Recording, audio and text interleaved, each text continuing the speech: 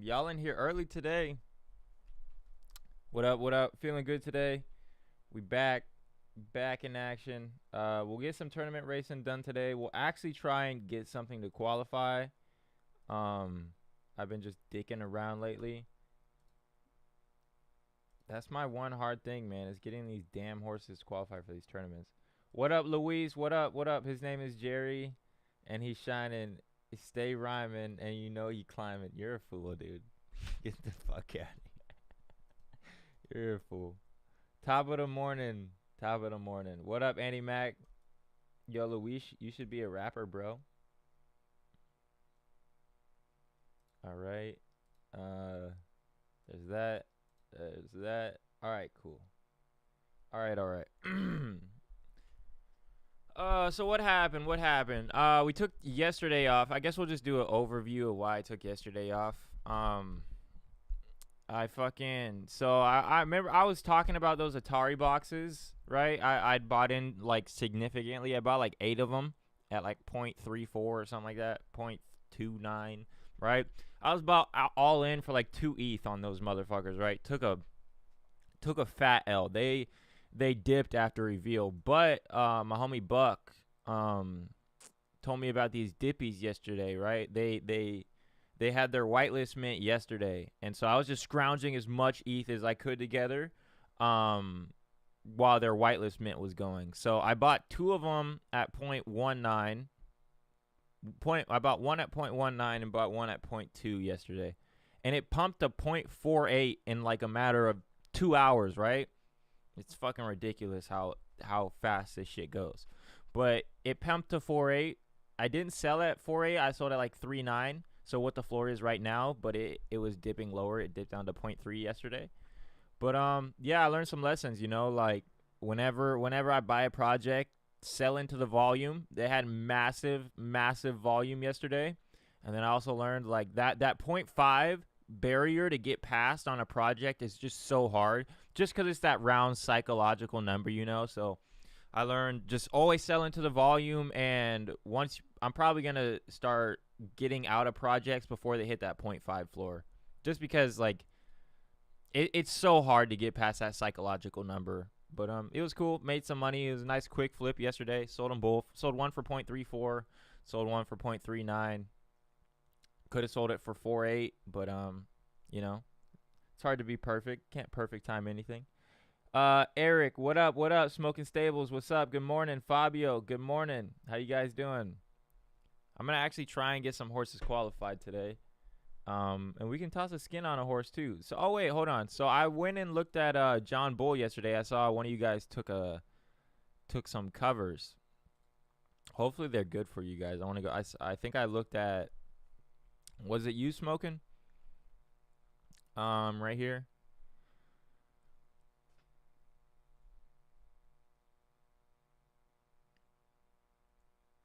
Here we go. Yep, Blind Chance. I like the name. Fever Artois. Ooh. Does that have, you have Artois blood in here? You did? All right, all right. Nice. I appreciate you, man. Oh, damn. Damn. Even if Blind Chance isn't a good racer, that's some pretty good fucking blood, man. You got Forever New, Artois, and then Diamonds and Bonnie Parker in there. Like, that's pretty crazy. That's pretty crazy. All right, I like it. That's a good lineage play, you know? Like, even if they're not the best racers, people may even want, was it a colt? Let me go back and, yeah, it's a colt. So people may even just want to breed with that horse just to get access to that bloodline, because you just got so much champion stacked in there. That's nice. All right, let me turn the beats on today. I realized I didn't have them on last time. Cool. I'll skip this song since that shit plays all the time. How can I get a skin? Can they only be bought on OpenSea? Yeah, we'll go over how to get a skin right now. Okay, let me close out like 3 of those. Yeah, so you just go to the Zed Run skins. And it's right here, 0.1. Not bad. What were they at before the update? Okay, so they sat around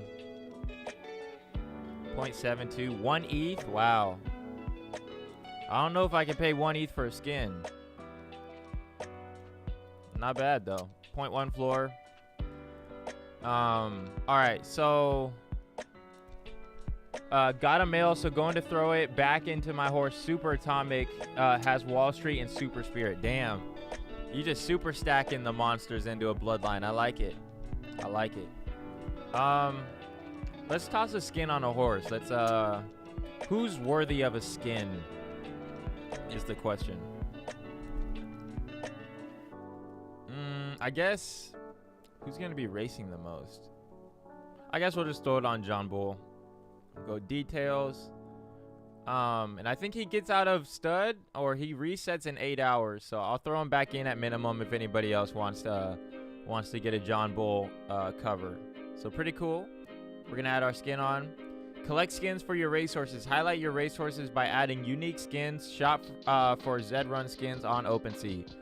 So if you wanna find the link to the OpenSea, I'm sure we can just click here and let's see if it either takes us to the page. Yep, takes us right to the page we want to be on. So just click on a horse, click the skins page, and then it'll redirect you right to the OpenSea page. So we'll hit apply skin. Please confirm that you want to attach your skin. This process can take up to 10 minutes. You can leave this page after confirmation and the process will continue. Cool. So we'll sign that.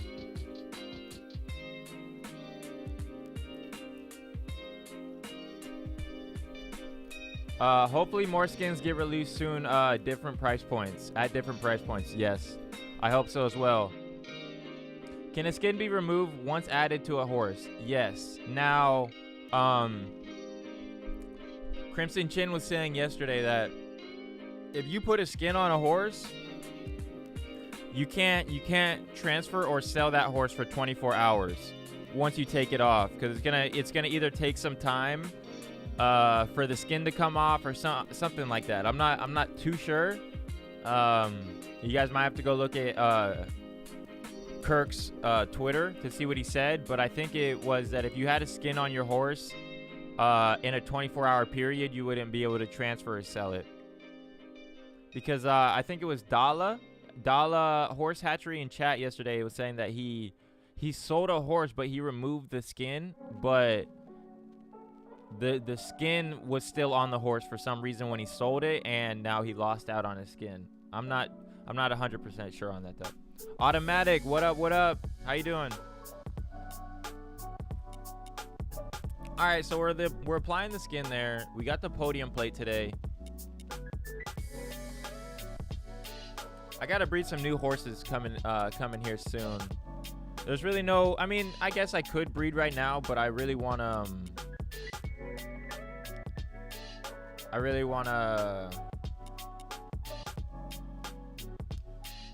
wait till the update. Doughboy, what up? Yo, confirmed. Skins make you 16% better. Oh shit! I should have tossed the skin on diamonds last night when I lost a $500 buy-in. It was on a NASCAR track too. Those keep me humble, you know. Let's go take a look at the charts. They keep me honest, to be honest. Right? You get these nice run-ups. It's nice to have a nice little healthy correction. I've had them before, you know. Keeps me humble though. I'll tell you that. All breeding will reset with the update. Feel free to breed. Can link the Twitter if you'd like. Oh, okay, sweet. Link the Twitter. Can link the Twitter if you'd like. What Twitter? Better at what? Racing or breeding? I don't know. I broke the format Tuesday night. Zed tried to silence me by taking out my internet. Nice try. Oh, damn, they tried to jip you, huh? You got to get that VPN so they can't find right where you're at. All right, let's toss diamonds into this 2,600 meter $5. We'll grind back. I want to keep like track of my profits this month, so I guess we'll do that every day. We'll keep track. So let's see. I just want to see for the month of March how we're doing. I know we're down like 0.17 from taking the hit yesterday. But we can rebound. So let's check out for the month of March. Okay, not bad. 0.08 profit. So today is March 3rd at 9 a.m. and we're standing at 0.08 profit. Not bad. Entry fees 0.35. Damn, already. 0.35 entry fees and a 0.08 profit. Looks like we've just caught the backside of the U so far this month. Looks like the U shape is actually coming back this month, because if we go to last month, there was no U shape, my friend. This is this month, right? You can see clearly the U. Last month, no way. That he was just an L shape last month. He was on a bender. I want to thank you. You always reply promptly. I'm new in Zed, but it's clear this community rocks. Yeah, 100%, man. Community is like something that I believe keeps a lot of people around, right? Community is awesome. 100%. Where John Lee says you can breed and not save. Oh, gotcha. Yeah, I saw that. I just think, I don't know. I feel like I'd just be wasting money at that point, right? Because it's still, we're basically saying it's a gamble, right? Like, oh, like you could hit the lottery, but who knows? I think I'd probably rather just save my ETH to do the breeding when the breeding update's out. One, because I think floors for good horses with good parents will be up, you know. You might be able to sell it above floor price, or just race it and then sell it for a fat penny. Breed for need home. Yep. I'm with you, Doughboy. Yeah, I got no need right now, except for a need to have a tournament racer, but I'd probably breed a horse and still get a donkey and be shit out of some money. Better at Zed in general. Only breed your mares that are producers. You at work right now, Doughboy? Or are you at the crib? When is the update? Good question, man. I have no clue. Was supposed to be on the 28th. Was supposed to be on the 28th. I don't know. They can take as much time as they need, right? Like, we don't want them to open up breeding and then we get Escobars and all that shit on the first day, and then they gotta shut it down again, right? You're off, you're chilling. All right, if you wanna hop up and chat, we can do that. I ain't really got shit else to do. We can raise diamonds a little bit. Main Mac, what up, dog? Why do you suggest to wait to breed until the update? Just cause I have no need, you know, like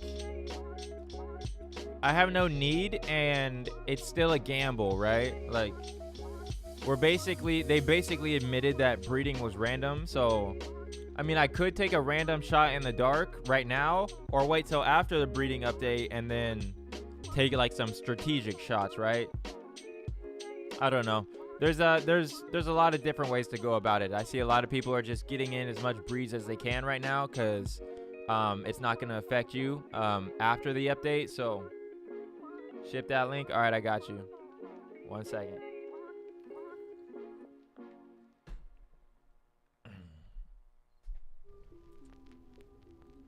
Bing, bing, bong, bing, bong. Damn, y'all are feeling this race fast. Should I hop in it? I gotta bridge some ETH over from mainnet.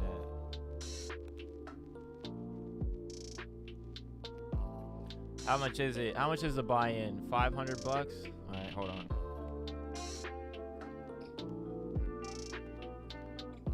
We'll do it. We'll toss diamonds into this $500 for the content. Well, now hopefully it fills. It was just at a 5 out of 12. Now it's at 7 out of 12. Let me bridge some ETH over, and then I'll send you that link, Doughboy, and we'll watch diamonds in the $500 buy-in if we can get it to run today. This is true degen shit right here, all right? It's true degen shit. I lost the $500 last night at 26, so let's run it at the 1,000. We'll do it for the content.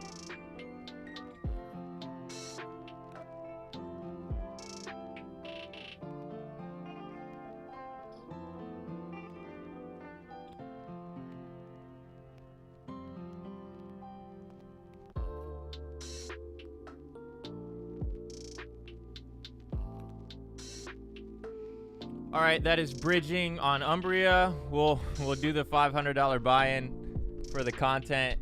Let me ship Doughboy that link.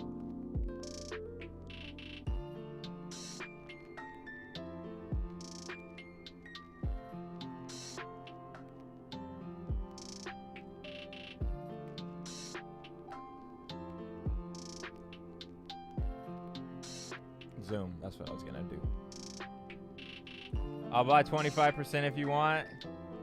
Ooh, that's tempting. That is very tempting. I just bridged the whole 500. I don't know, man. I don't know. I think I'm good. I appreciate it though. All right. What were they gonna do? Okay. Participants invite. Let me pull that over here.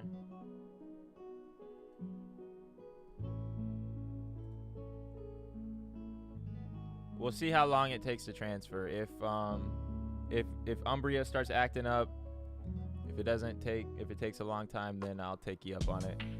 All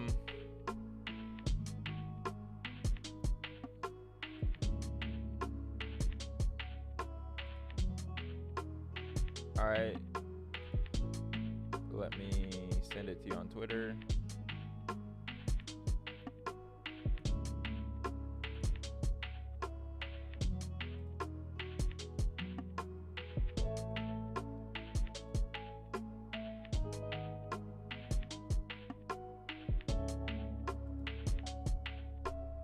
Hopefully it keeps filling though. That might take some time.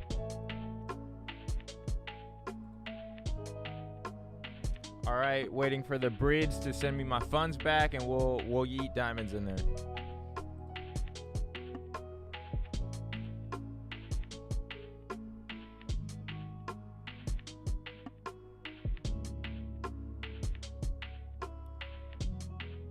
Oh, there you go. There you are.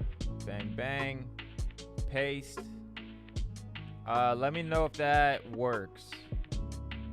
Doughboy, let me know how that goes.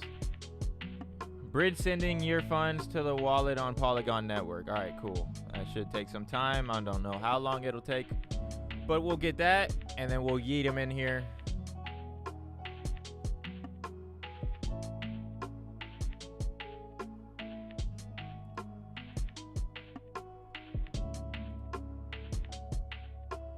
Damn, that Y2K is 69 for speed. Is that on Stack Max? What up, Doughboy? How you doing? Let me turn down the music a little bit. Music was good. I just gotta put it up so that way I can see the chat. I have to do my screen configuration here. It's all good. There we go. Let me hit share screen. What was I gonna share? This one. Yeah, share. So while you're doing all this stuff, what you're gonna want to go ahead and go over your Twitter again, and you want to let people know that you're live. See, so they can come enjoy your content. I want the people that enjoy that you know I want the notification gang. While I am a fan of just rolling with it and letting the real OGs know. That's the way I am, you know. I've learned a few things that sometimes you gotta promote yourself, you know, a little bit. That's true. Sometimes you gotta promote yourself. I'm gonna go promote us right now. All right. I'm gonna go do that right now. Hey, let them know that I'm hanging out with you. Sounds good. What's going on? How you been? Pretty good, man. Just chilling. Got humbled last night. We'll see if we can. All right, it's at 8 out of 12, so we'll see if Diamonds can run it back right here. But I've been pretty good, man. Did you really get humbled? Yeah, I got humbled. Yeah, I mean, you made over an ETH last month. Like, it's only the 3rd day of the month today. Like, hey, you really get that humbled? We're gonna bet it back right here. All right. We're gonna bet it back right here. All right. It's not bet it back. You just, you know where you belong. This race is tough though. I did glance at this before jumping on. All right. Let's see. 9 out of 12. Bang bang. Let's go. $500 buy-in. Let's go. Notification gang. On Twitter, shout out 530. That's getting filled up. Cause who should be in there? Who else is in there? Is I gotta take Boots in there with his horse? Hold on one sec. Let me take down this. I don't know who number 12 is. Let me take down that and then take down that. All right, bang bang. All right, yeah, let's look at the field. We got Secret Strategy from Roid Rager, Y2K2K, Shadow for Days with the $1 million race skin. Don't know this horse. All right. You know this horse? No, this is a new horse. This is a very new horse. So I want to look at this horse because that's a giant. So this horse basically ran through Discovery and is now just like, I mean, it's a Z2. So I want to look at this horse. Right. Actually, I wanted to take a look at it. But that's I mean, this is a jump. Like this is big fucking game right here. Pardon my French. Hey. You know what I mean? You run your Griffey, you rattle off. Damn. You rattle off your 10. Yeah. Oh, it's out of Monty. Damn. Wait, did CJ sell this horse? That's what the fuck is going on here? 80% win rate. Damn. Okay. I don't. So damn. So I understand that. I'm gonna tell you right now. This Z2 should have went 10-0 in Discovery. All right, should have, because that's what a Z2 should do, especially on day 37 of Discovery when most of the horses getting ran through right now aren't good horses. So that's another issue. I don't know about testing in a $500 race right out the gate, but I mean, I would put in like a $50 and $100 race. But Jesus, if you want to see what you got, I mean, I guess you got to pay. Yeah. Hey. But like the Discovery throws me off. I'm not a fan of Discovery. I haven't been silent about that. I think it ruined a lot of stables, but to each their own. But like if that was like week 1, or like maybe not week 1, like day 1, 2, or 3 of running Discovery, and this horse did that, I would be way more impressed than right now with the way Discovery races are. Like the times are pretty okay. 57's good. 55 is what we want to see for a fast horse. But yeah, I mean, this is going to be interesting. I'm kind of excited to see this now. This will be fun. Ah, man. you gotta rip the band. I mean, fuck it, right? Like, figure out if it's good or not. Listen, I used to do this too back in the day. Like, I mean, back in the day, like, it's coming off my year playing Zed now this month. But like when I would breed a horse, I would run the Griffey, and if it won or ran good, I would throw in a $25 race in that class, or like the highest I possibly could to see what I got. You know what I mean? But Monty, I know that horse is great. But I didn't know. Yeah, I'm kind of at a loss for words. Like that's kind of wild. You just want to go right into a $500 race. I like it. That's what Jack from Good Boy would do. He just yeet his shit. I mean, if you're breeding Z2s, you know what I mean? Like, you pay the price for a Z1 expecting it to be a good horse because you're paying that price. Same thing for a Z2 Genesis. But like, when you breed a Z2, if you got a formula down and it works, like, can you click on Monty's ancestry? Oh yeah. Because Monty's the mother. So, all right. So that looks I like solid right here. I like the flames at 16 at least. Ugh, gross. You don't like that? All right. I just don't like middle distance horses. Yeah. So Monty overall is a great breeder. She's a Z1. She has to be good somewhere, but she's good on both sides of the track, which is fucking awesome for Siege and whoever. I think he's. I don't know if that. I have to find out all the ins and outs of this horse, because Tuesday he was talking about getting it sent over to run on bulls, but I don't think he ever did.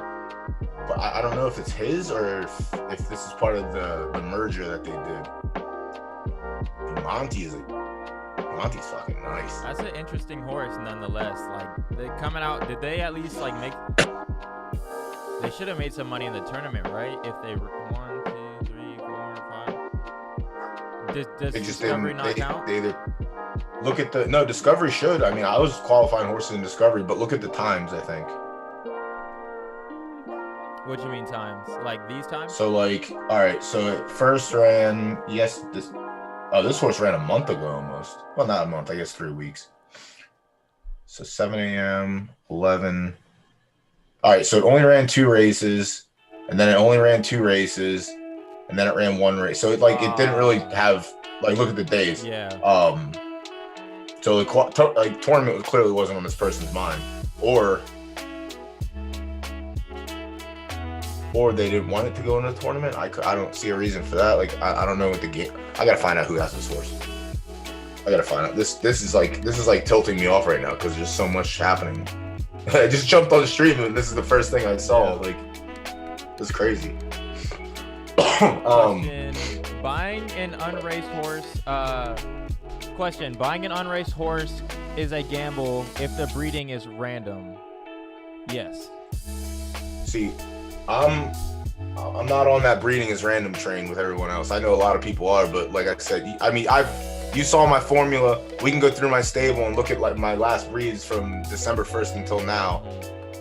There's nothing random about it. Like, and I'm a breed for need. You know what I mean? I'm not throwing darts. You know that. Like, I don't throw darts to see what I get. Like, everything's calculated with me. And like, I bred one on Friday night, Sister Ping. She ended up coming out real nice, but ended up in class 1. So I got to see if she can fight up there. But yeah, I mean, she's a Z4, so I expected her to be good. But I was on stream and I went through and I was looking at all the studs and stallions, and I did everything on the stream so people could see the work behind it, you know. But I just don't think it's random. I'm sorry. I know you got to put content out there. I know everyone has to believe in something, but I refuse to say that breeding was random these last 6 months, 7 months. I feel like I refuse. At least 70% of it is random, and maybe like 30% you could control. But you're still. I'll take 80% skill. I'll take 80% skill, 20% random if you want that. Ooh, damn. And I don't use machines either. I'm telling you, dog. Like, it's a different monster. But like I'm saying, like, there's people that like, you just want to breed, and then 1 out of 8 or 1 out of 9, you get a horse that can run for a tournament. Everything I've bred since December 1st has qualified for a tournament or made money in a tournament or is just a winning horse. Like there's been like 2 or 3 breeds like for like random streams, like we would just breed a pacer. Like I had a couple of those, but that's obviously completely random in my opinion. To get a pacer, I think it's random. The higher up you are, I think the more calculated you can be. So let's say, okay, Z2 legendaries has to like 100% be random, right? Nobody's ever been able to consistently produce killer Z2 legendaries, right? Now, see, that's not my. Yeah, go ahead. Sorry, my bad. You're good. I'm just thinking like if you breed a Nakamoto into like a Buterin, then maybe you can control that more, and it would be less random. But I think with like those Nakamoto Z2 legendaries, like that shit is just straight random. Because who's consistently produced good ones with the guys that have 20 Z1s?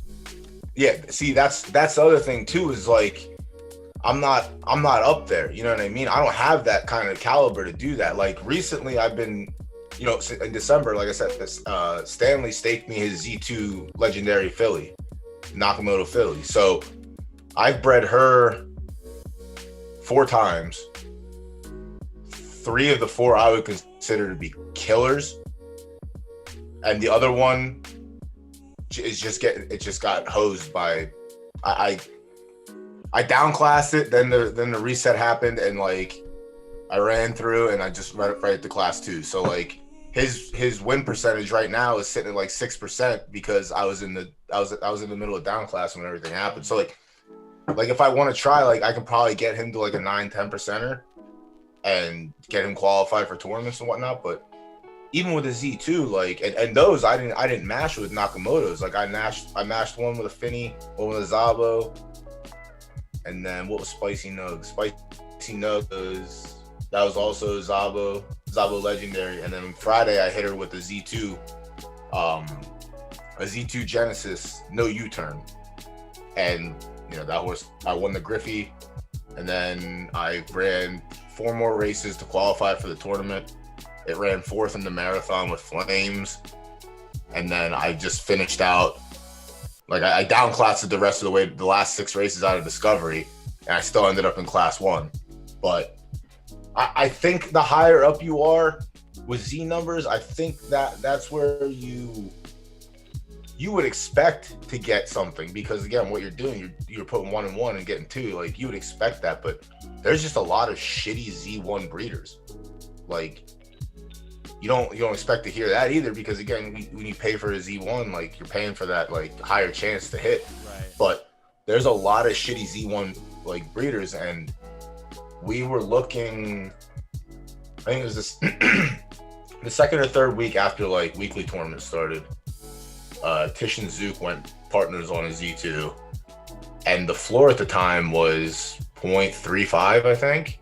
It was really low, and you know, Zook has the machines, and he used the machine to like find something. He said he went through about 10 or 15 before he even got to one like that even looked remotely good.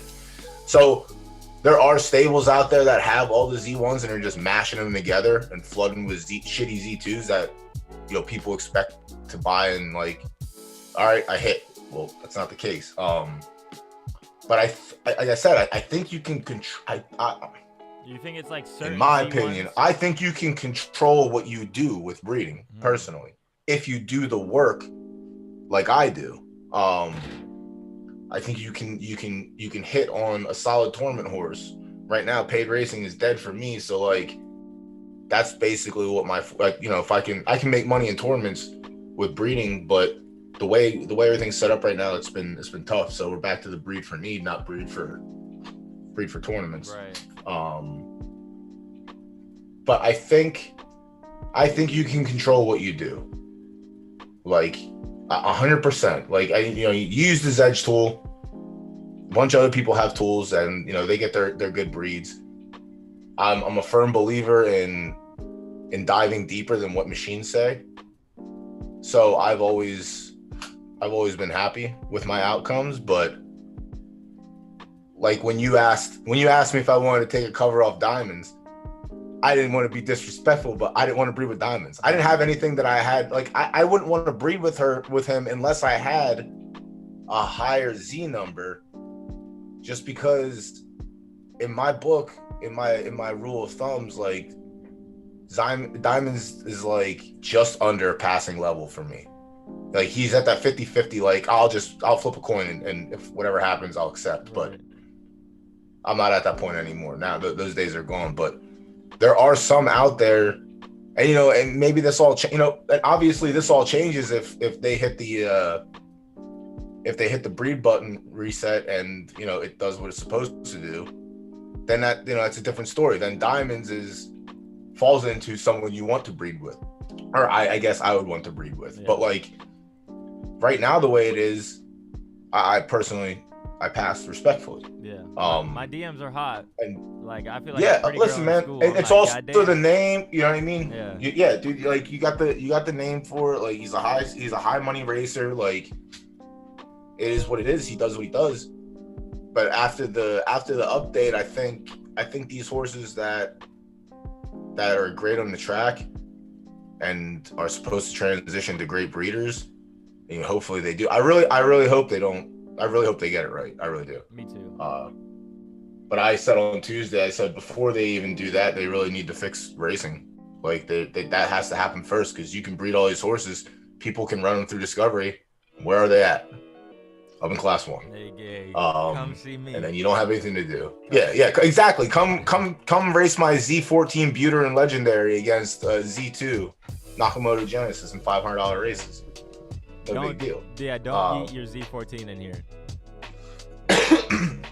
But that's what I mean. Like that's why I haven't been like I've only been running like 2 horses. I have one horse that's in Class 1 that can partially qualify depending on the tournament, and I'm just not downclassing her. She's I think she's just over 100 races and she's still like a 20% winner, which is kind of juicy. But yeah, I haven't been playing the game as much as everyone else has, just because I haven't been a fan of the racing or the Discovery thing. So I've just been mainly answering DMs, and when I stream, I'll stream my tournament race or I'll stream tournament races that are going off. But yeah, I haven't been doing a lot of racing, which is kind of crazy, because I was qualifying like 6-7 horses per tournament. Now I'm down to like 2. It's a grind. If I feel like grinding. Yeah, it's just not, it's not, to me, my time is better invested elsewhere at this moment. Like I've always been a firm, like, sure, I'm in Zed. I'm okay stepping away and coming back if I have to, you know what I mean? Like I don't have an issue with that. I've done that with other games. Like I just did not enjoy the state and I stopped. Like with Magic the Gathering, I got tired, it got stale. They were messing up like card power, shit was overpowered, and I was like, yeah, I'm just not dealing with this. So I took 3 years off. Damn. And then I came back to it. You know what I mean? Like I have no problem stopping something cold turkey and then coming back later when the water's low and it's comfortable. But yeah, dude, I have no problem with all that. It's just, like my fun, like Dan Shan asked me 2 weeks ago, he's like, how do you have fun playing Zed? And I was like, I don't. And I just don't have fun racing anymore. I have fun streaming, covering horses like we just did, like going over horses and like trying to figure out where they are, what they're trying to do. Like that's fun to me. So like that's where I get my fun, I guess, being I'm not full-blown analytics, but sitting up here and someone throws a horse in chat, all right, well, let's take a look at it, let's see what you can do. Like that's fun for me. I enjoy that. That's why like breeding's fun for me too, because I do the same thing. Just break down every nook and cranny, see what went wrong, see if it's worth it, this and that. But Aaron McKinley has a question for you. Is it better to breed with a Z2 Naka Gen for around $300 from the farm, then in-house breeding? I've been trying with my Z2 Legendary with gens. It's better to have first line gen blood. Is it better to breed with a Z2 Naka Gen for around $300 from the farm, then in-house breeding? Like just to get that, are you just asking like should you get that Genesis line and then breed in-house from there? Lineage will matter, correct? I picked up some Grandeur blood from my stable, hopefully the breeding update. Like I'm not 100% sure if it's gonna matter in the context of the game, but I mean just people wanting access to that bloodline, I think it still will matter in some degree. Yeah, I still don't pay attention to any of that either. Like, I don't pay attention to bloodlines. I really only pay attention to the offspring chart. Can they breed? Can they produce? Yes, sign me up. I don't care if Great Uncle Sally and their grandmother were champion stallions, you know what I mean, or champion mares. Like, if they can't breed, they can't breed. If they can breed, they can breed. That's what I want. I guess Aaron's question. Aaron, who's your Z2 leg? Like, are you just like? I'm trying to understand this question a little bit more. Sometimes it's better to breed in-house if you have something worth breeding, and sometimes it's better to breed out of house if you don't have, you know, that good breeding. But like, what are you trying to accomplish? What's your end goal? I guess would be my follow-up. And perhaps that doesn't make sense, what I just said. So what do you have to breed? I heard you talking about you have some things to breed, but you know, you're in the breed for need camp. Savage She-Hulk? Is that the name of the horse, Aaron McKinley? I believe so. What am I in the camp to breed? Well, let's go look at the breeding stables. I don't know. I mean, like I said, like I'm no need on this side, right? Yeah, fair enough. So I guess all of these ones right here are able to breed. Maybe not Z Bully. I just bred her. Yeah, not her. So Blood Diamonds, Z10 Finney exclusive filly. Z Bully bred into a Z6 Genesis Finney. This horse was just bred. That horse was just bred. Damn, you got all these 10 and unders. I can't relate.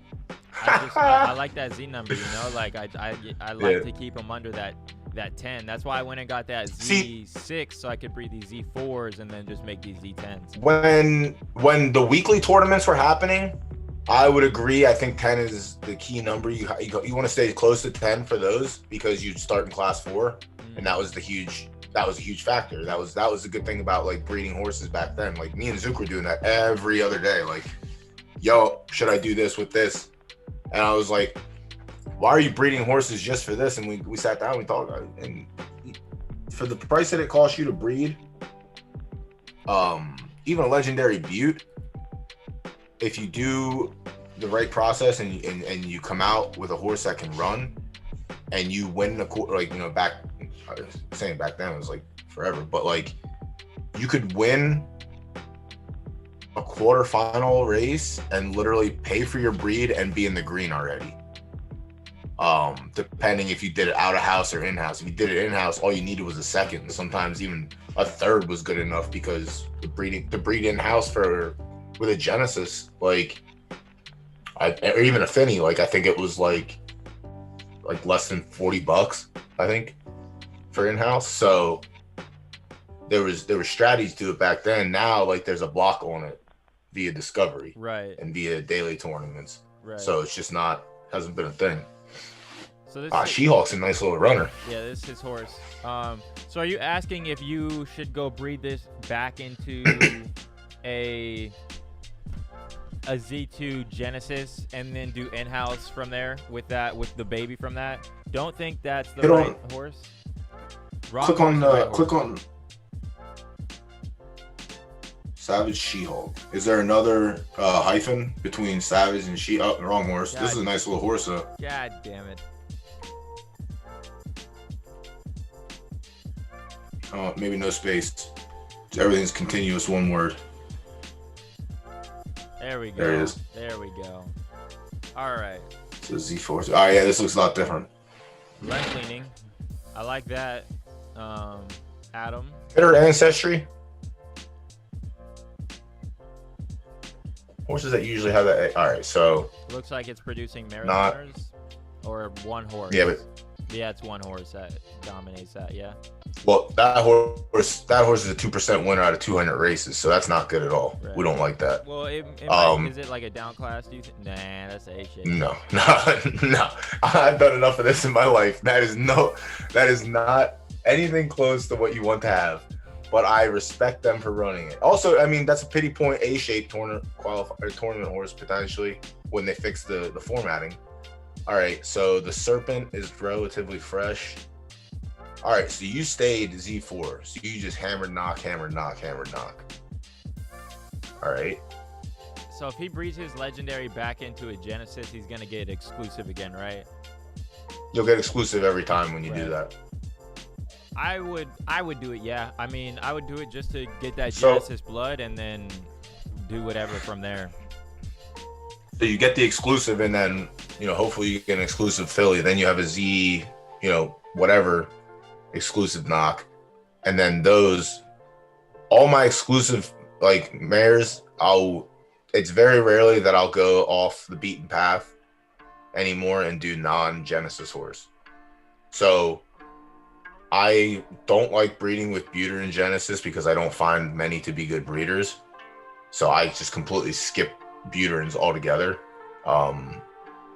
Finnies, there have been a handful of like solid Finnies that are, and to breed with them, it's not that much. It's not that much more than it would be to do a Buterin at floor. But I tend to not worry about. Again, I know a lot of people. This isn't the breeding that people want to do or hear, but like I literally tend to ignore the Z number and the blood type or the genotype when I approach breeding. If you can't find a Z or a Nakamoto that you like, don't force that breed. Like, if that's what you want to do, that's what you want to do. But I'll always say, don't force something if you don't like it. If it doesn't feel right, you don't do it. But I would drop to Zabo, and I would look at Zabo Genesis, and if you find something there, then I would drop to Finny and look there and try and find the best Finny you can find. But you guys stay open, essentially. Like, I have my breed, so the Z2 legendary that Stanley sent me, I've bred her with. Since I had her, I bred her with a Finny, a Zabo, and a Knock. And I didn't care what I got via number. I knew I was getting exclusive each time, so that was a plus. But I also got a runner each time too, which is what I want. So don't ever like hold yourself to like one thing. Obviously the game can be played multiple ways and on different levels. But I think if you're going to breed and you want to try and have a consistent breed, I would follow the Doughboy school of thought. Hey. Honestly, I really would. Like, I know a lot of people out there do a lot of breeding, but a lot of those people are breeding like 10, 20 horses. It's a bigger stables. I'm not a big stable. I always speak for the little guy. And if the little guy's having success, maybe other little guys listen too, and see what happens. I'm about to steal Archibald's $500. I'm about to get some money from Archibald. Let's go. I hope you steal everybody's money. I'm about to steal Archibald's $500. Yo, that legit filled pretty quick, huh? Yeah, that's why I saw it at 5 out of 12. Then I saw it jump to 7. I was like, fuck it, let's do it. Because I was like, it's gonna fill while we're on stream. Might as well make some content out of it. So let's go. Did they limit downclassing points in Elo? Did they? The ones I try to downclass, I think I only lose 4 points. Sometimes 1 point, depending on the field and this and that. But yeah, that's the other reason I haven't been running either. None of my horses are where they belong, and to get them down to where they need to be, it's just too much time, and it's not worth it for me. It sucks. How many breeds does it take? Listen, for me, if I'm breeding a horse if I'm breeding one of my fillies that has not been bred yet, I'm going to find the best possible stallion to put her with. Because I want the best chances of having a horse that's going to run straight out, first time. So, I don't know your process. I don't know what your attempting is, but like I said, if you, and we can do a little example here if after this race, if you want, I don't know if you have something to breed, or I might have something to breed. I can breed it and do it on my own. So that way nobody has to waste their money if they don't want to believe in the Doughboy. But yeah, it costs a lot to downclass some horses. You can still downclass in freeze, right? You can still downclass free, but like I was saying last time I was on with you about downclassing. Sometimes your horse hits a wall, depending what class it is, and instead of downclassing, it starts winning. So that you have to be very, You have to pay attention to that because that's the time where you switch from free downclassing to paid downclassing to get back to where you need to be. But you got some observation you have to follow as you're doing everything. What's up, Galaxy? What up, Mad? How you guys doing? I'm downclassing after the keep on winning tourney. I took 7, 12, and a 10th and only dropped 30 class points. Doughboy, you want me to send you something to breed? Oh no, I don't need anything to breed. I have horses to breed. I'm trying to. I kind of want to just breed something and run it, because that's what I did Friday night. Essentially, I bred, but I bred a Z4. I would expect my breed to be good, and it came out good. Like I have examples of horses we could look at, but sometimes people like to see the work in progress, how it goes. But I mean, we can do something. We can figure it out. I'm just, I'm not trying to push people's hands. I'm just trying to make people slightly better at the game, And I remember we talked whenever you said that you weren't doing any breeding or anything, but when you were, we could do some examples. But I might have one or two. Hell yeah, dude. Agreed for the content. Then we can all track the horse. Jarek, your mic is too low for my... All right, I got you. Am I coming off loud? Because I'm screaming right next to the mic right now. If I'm coming off loud, I can... No, it's good. If knock myself down a little bit. I can turn down the audio to where you come out a little bit quieter. I have it up so they can hear you over the beats a little bit. Doughboy, check Discord DM. It says Dan D. All right, here we go, guys. $500. This shit better not lag, or we're gonna watch it in 2D. $500 buy-in. Oh. It's alright. I can already tell it's gonna lag. Gate 2, we got Y2K2K2K or Y2K2K. Force of My Enemy in Gate 3. Shadow for Days from Diamond Hands in Gate 4. Just a Singer with the Artois skin from the Royal Family. Shikaka from Rippin' and Tearing Sables. Stylish Criminal from horse. KYH and Dingaling. Rest in Peace from Star Press Design. Ya Boy from the Home Team. We got the Crimson Chin, which is now Crimson Hands. Lazy Bones from Crazy Horse. And Solid with the NASCAR skin from Arbitrage. Damn, they keep on Solid's Solid's guaranteed winner. I'm about to smack the Solid skin, right bro. here. We about to smack Solid. All right, let's go. $500 I'd love to buy-in. see you. Good luck. I'd love to see you win this. I also want to see this chartreuse horse run. It's gonna be over real quick. I already knew this was gonna happen. Oh my god! Why does that hit? It's me. It's my fault. You want me to leave real quick? No, I'll come back after? It was laggy yesterday. It's fine. I think we can. You don't gotta try and make me feel better. I know what they're doing. I know what they're trying to do to your boy. I knew this. They're just player hating. Oh, they're player hating so hard. I knew this was gonna happen. Fucking A, come on. My race is only. My race is only. He's not in this stable. He's in a different. Oh one. my god, we're all dead. All right, here we go. All right. Who's that right here? All right. Diamond. Secret strategy. Oh shit. Oh. Are we on the right side? Are we on the right side? Oh no, the 2. Who the fuck's Y2K2? What? Huh? Oh! Come on, baby. Come on, baby. Hey, we'll take that. That's like $1,000, something like that. Let's go. We made 500. So look who finished 5th. That's nice. A little profit never hurt. Make a little chicken sandwich. That ain't bad. That ain't bad at all. Let's go. Shikaka ran 5th. Closed a little bit. That's not a bad 5th either in this field. What was the time? 55 seconds. Jesus Christ, so fast. All right, maybe we can watch the replay now without some lag. Actually, all right, fuck it. We'll just watch it from the lag. Thanks, Chris. I appreciate it. I'm here for the people. Sometimes I say things that other people wish they could say out loud. That's what I'm here for. This is me whenever, like, you guys rarely see me win these big pots on stream, but when I do, I just dance around my room. I get winning's great. Winning's absolutely great. All right, let's see. So, Secret Strategy got that first kick. Yeah, he had a nice little kick right behind him, too. That's what we needed. Diamonds went right with him at 4. Y2K. Everybody kicked right there after. With that crazy kick, too. Yeah, Y2K2 is just too good. Just too good. Hey, we made the money from the $500 buy-in last night in the one we lost last night, so broke even now. We're back. That's the risk, man. It's like I can always sit out on these. Like I can watch these races go by, right? And I've watched plenty of $500 fill, and then I passed up on them. But it's just if he wins one of them or if he places in one of them, it's like we're good to go. But it's just a scary.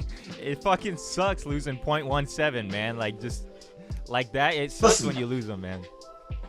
Losing losing money in any capacity sucks. It's whether or not you have the emotions to handle it, I would guess.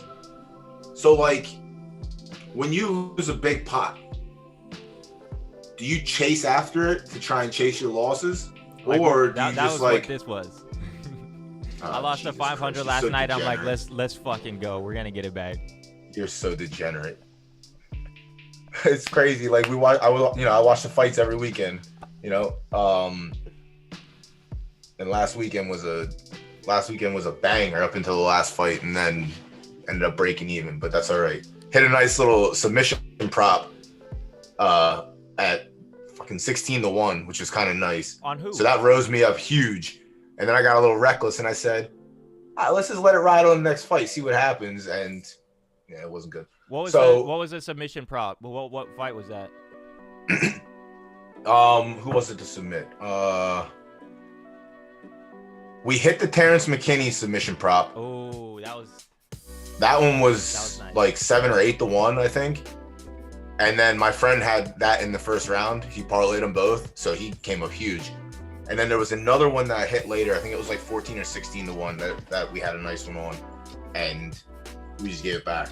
But my friend, like, he's super degenerate. Like, he's like, I'm finally having a good week. I am not down. We're up. Rah, rah, rah. Hits the first, like, few bets. Oh, I'm super up. He goes upstairs for 30 minutes, comes down. I just lost everything. I was like, are you fucking kidding me? He's like, I lost everything. I can't imagine having the best week of my life. It's Saturday. I got one more day to go. And now I'm minus. I'm literally minus. I'm like, I don't know how you did it. He's like, I let the discipline slip away, and I had to use the bathroom and play a little blackjack. And then I play a little more blackjack. And then I play a little more blackjack. And then I couldn't play blackjack anymore. I was like, oh, okay, perfect. So that's what he did. So he chased. He had no reason to chase. He lost a little bit and tried to chase. But yeah, I don't know if I'll ever be at the $500 entry pot. I mean, definitely no time soon, I tell you that. But if they ever do something with racing, like, and there's like restricted tournaments for like breed types and stuff, and the entry is like 500, I've got a handful that I would be more than happy just signing up right away. And if they lost, they lost. But I'm that confident in those that I would just easily sign those up. With diamonds, you can have confidence and be like, I know I might lose this, but tomorrow I might get it back. And if I don't get it back tomorrow, I'll probably get it back on the third day. And if you don't get it back on the third day, then they broke your horse for no reason. I'm gonna throw some horse in stud, get my entry fee back, and I'm gonna yeet him back in another 500. Yeah, you can do that. Yeah, exactly. Mad ass, you had Green or Makachev last week. Islam was winning that fight, but I sprinkled the live dog because I always, like, Bobby Green's Bobby Green. You know what I mean? He had to do a lot to get there, and I just don't think he's a top 5 fighter good. Bobby or Islam? Maybe not top. Bobby. I think Islam's pretty broken, but Bobby, I bet Bobby last week, but I didn't bet heavy. Like, I sprinkled because I can't say no to a plus 400 live dog, you know? Islam's not the greatest on his feet, and Bobby's pretty okay on his feet. But if they went to the ground, it was over. Like, Islam was winning 130%. Like, he wasn't losing that fight. But I felt that we all felt, the whole house felt that if Bobby could stay on his feet, then that plus 400 is pretty nice. You know what I mean? That's juicy to look at. $20-25, you know, nothing crazy. Right. Nothing crazy. But you know, I mean, we had a dog earlier in the night that we ended up, it was like a a couple $100 bet, but you know, I'm not a big fan of chasing. But if you have something like diamonds, I think it's okay to chase because that. Damn, I don't know. I'm not in that position, but. Right.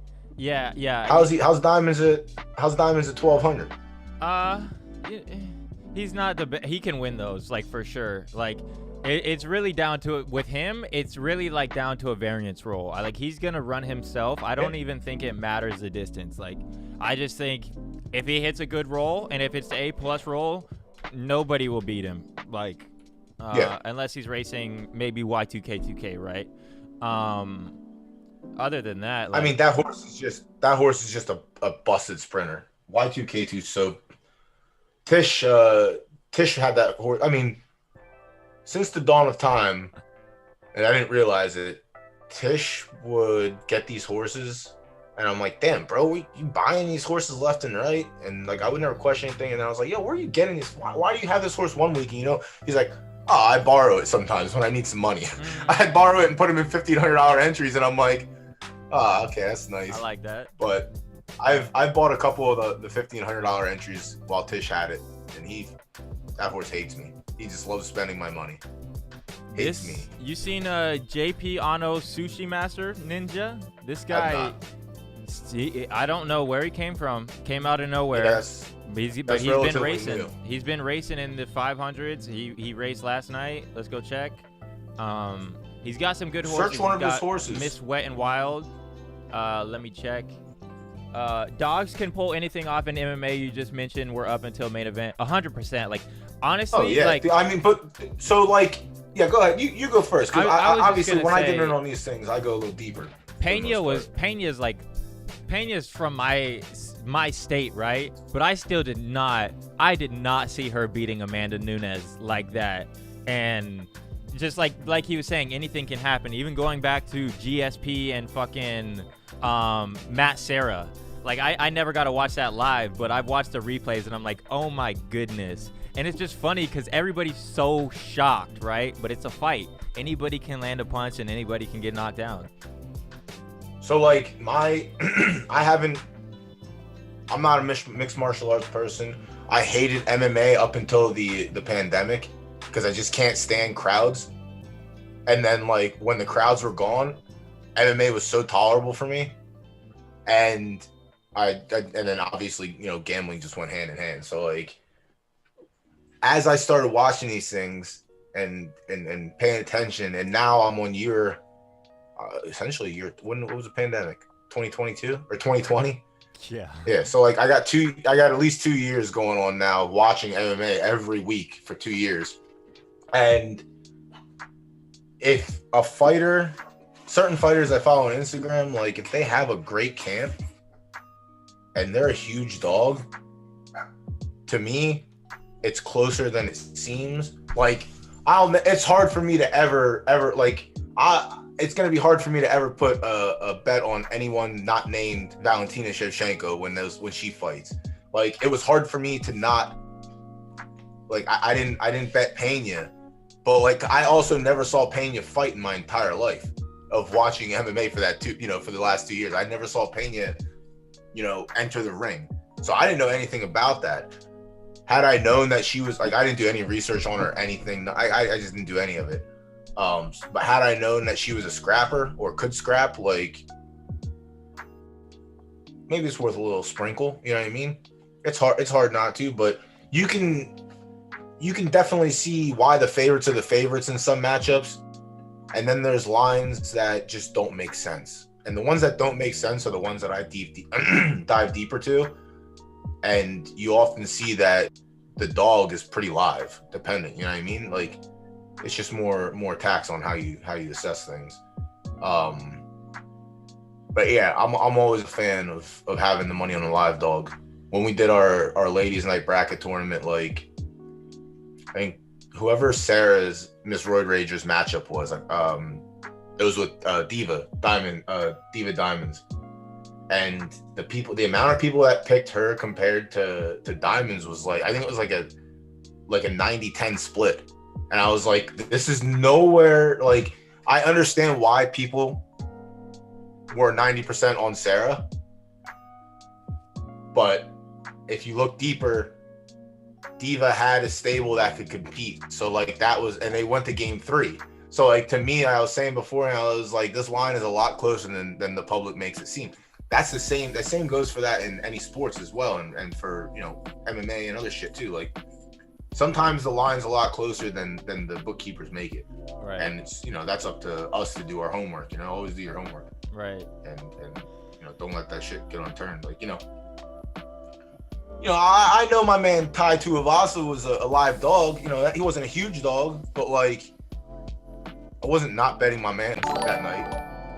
Derek Lewis took me to the Shadow Realm that night. My account went to the Shadow Realm that night. Dude. But we got it back the next week. But yeah, like sometimes it be like that, What up, Zermoose? He says, welcome to our world, Doughboy. It's a sport with so many variables that aren't able to factor in sometimes. 100%. Listen, man, sometimes you don't see that spinning back fist coming and just get you. Sometimes you don't see the flying knee Masvidal gave, but you knew Askren was gonna go for the takedown. That's 1 2 plus 2 right there. You figure it out. And sometimes they see things that we can't see. Sometimes they know that. All right. Sometimes homeboy drops his left when I go to the fake jab or something like that. I come in with it's just so much, but it's a lot, And I take my gambling serious. I make I make calculated moves. I don't just all right, here's $100 on this for no reason. Like there's always a reason. I always have to have a reason, because if I can't convince myself that the bet's worth it, then I think the next step is I have a problem. Yeah. I went to UFC 264, right? I live in Washington. You can't there's no online gambling here. So this was the first time I could bet on fights. So I get to UFC, I get there, first fight I bet is Ryan Hall versus Ilia Topuria. I took Ryan Hall, lost that one. And then next one I got killed. We got murdered on that one. Because Hall, we knew what Hall was gonna do. Right. And we know that if Hall stands on his feet, he's dead. And unfortunately, they stood on their feet a little bit too long, and he died. And he just rolled. It's all right. He was rolling on the ground. I'm like, what the hell are you doing, man? I don't know. I didn't know who that was before. My one friend's like, yo, we have a bet on this guy, but you're gonna be pissed off when you see the way he fights.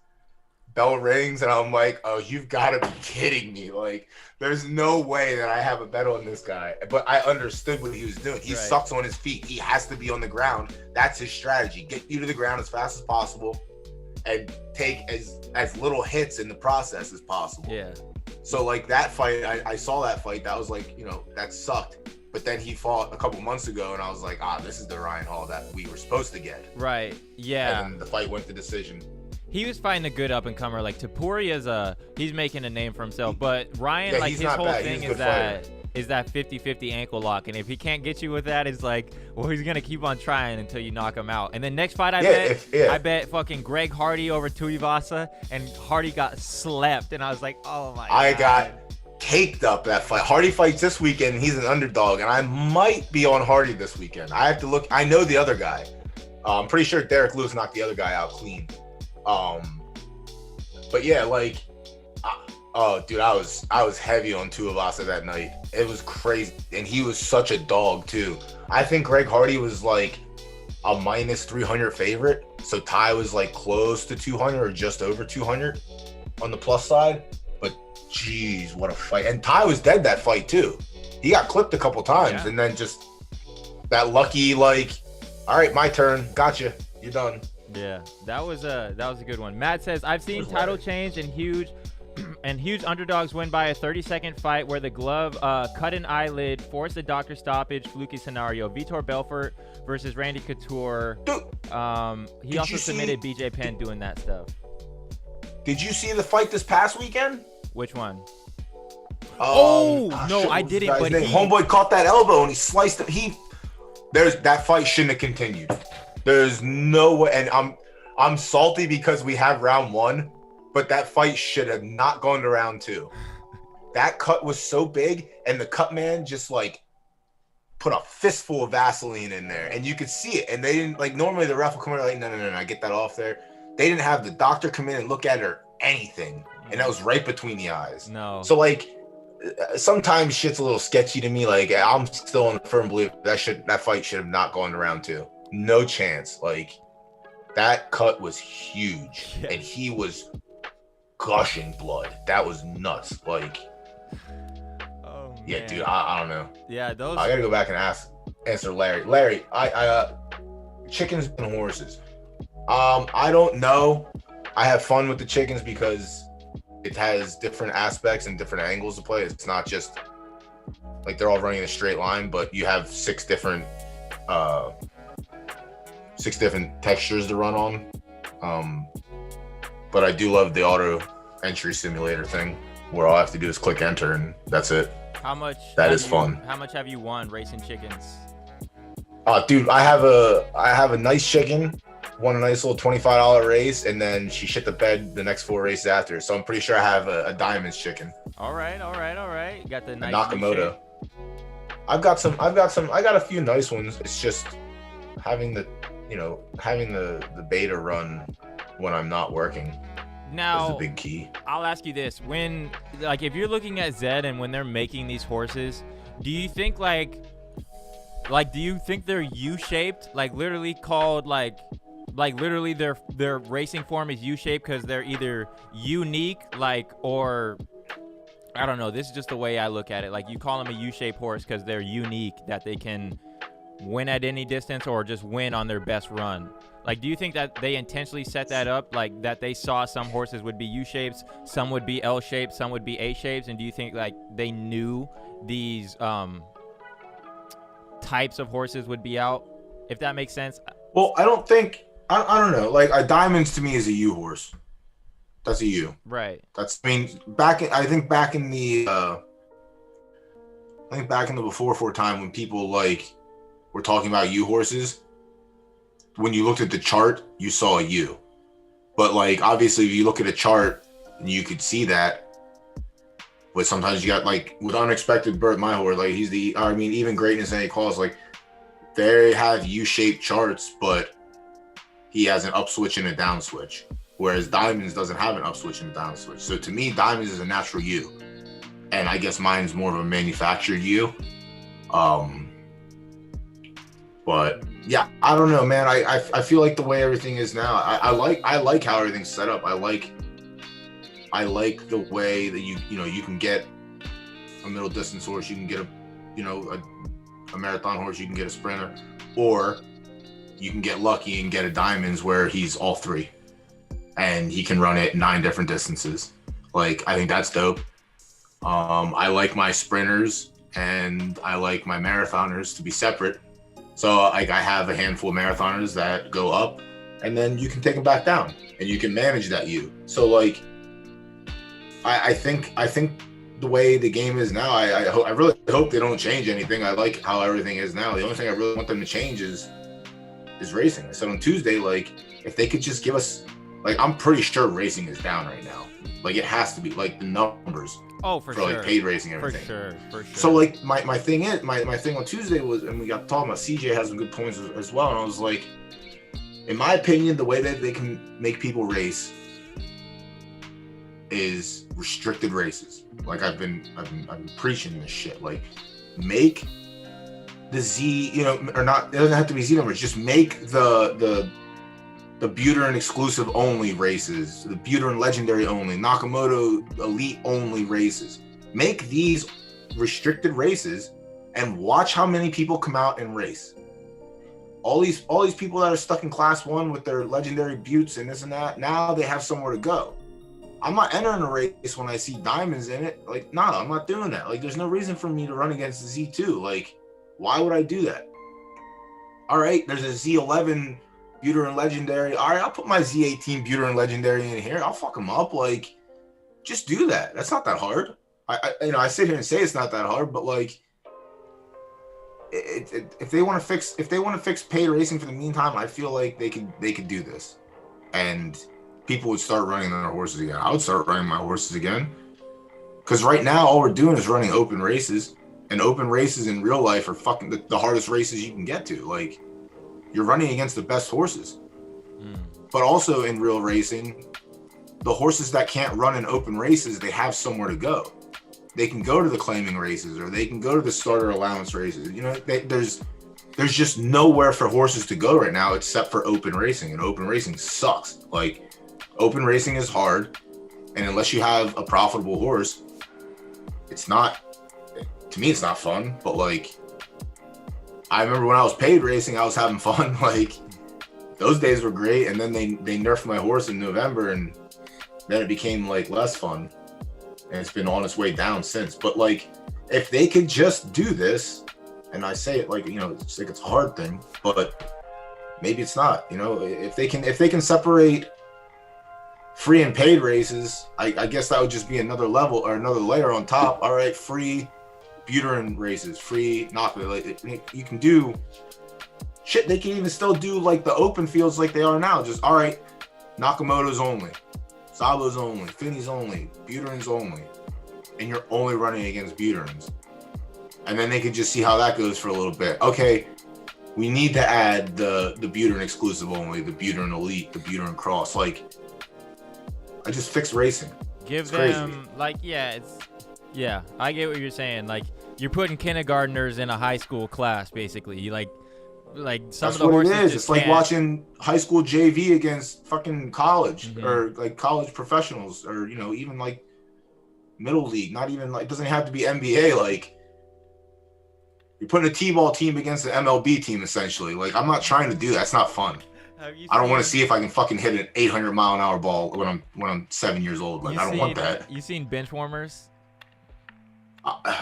Mad long ago. I haven't seen it in so long. Any horse that can down class is like the one guy who comes up and he has like his crayon ID. He's like, I'm in 3rd grade or something like that. And he's just hitting dingers against the kids. Like, that's all the horses like that can down class and just wreck shop in class 3. Vanilla Bean in class 4 250s just down there. See, and that's the thing too, is like, I don't even, like, I down class when I can, but like, I'm not even doing it for paid racing, because the horses that I have, they can't win paid racing, but they can qualify and potentially, you know, podium in the tournaments. And that's where a lot of it is too. Like, I don't know. Yeah, they could do something. I mean, paid racing would be dope, but they have to fix the racing situation first before 100%. This breeding update, or else breeding doesn't mean shit. Like, we're all just sitting here twiddling our thumbs 2 weeks after the breeding update. Like, all right, I got these horses and I can't do anything now. Like, what am I supposed to do? Right. Who do y'all got this weekend, Covington or Masvidal? I'm with Matt in the chat. Like, I hope to God Jorge KOs Masvidal, but with same. Colby's wrestling, I mean, Colby's, my gosh, he's a grinder. Yeah, Colby. Listen, Colby's a huge favorite for a reason. His gas tank is great. He can take hits. But I don't know, man. Sometimes out of ring motivation can really fuel you. And I mean, I'm betting Masvidal because he's a dog and he's a live dog. Like, I'm doing that. But I'm probably going to try and hedge that bet with a little Covington KO action. KO? Yeah. You think I don't know. I think Colby might be able to KO him. Wow. I mean, if he KOs Masvidal, they're sending him right back for a title shot. Put it this way. Usman almost KO'd Covington a couple times. All right? And Colby shook Usman once or twice. All right? Usman mollywopped Masvidal with that tap. That was a big game. So if Colby can almost KO Usman and Usman KO'd Masvidal, I like Colby KO. Like, he didn't almost KO Usman, but he shook that cage 2 or 3 times during that fight. Like, after round 3, Colby was coming back in that fight. Like, if they had one more round, that decision might go somewhere else. But I don't know. Yeah, like with his wrestling, his cardio is good. His tank is huge. So, but yeah, I mean, it's. Yeah, I can't stand the motherfucker. He's starting to grow on me, to be honest, because I just laugh at him now. Oh, I hate him. Like, after he kind of dropped, he dropped the Trump shit now. Like, I see him for what he is. So I just, like, it's funny at this point. Like, he's still a turd. Yeah, he's still a piece of shit.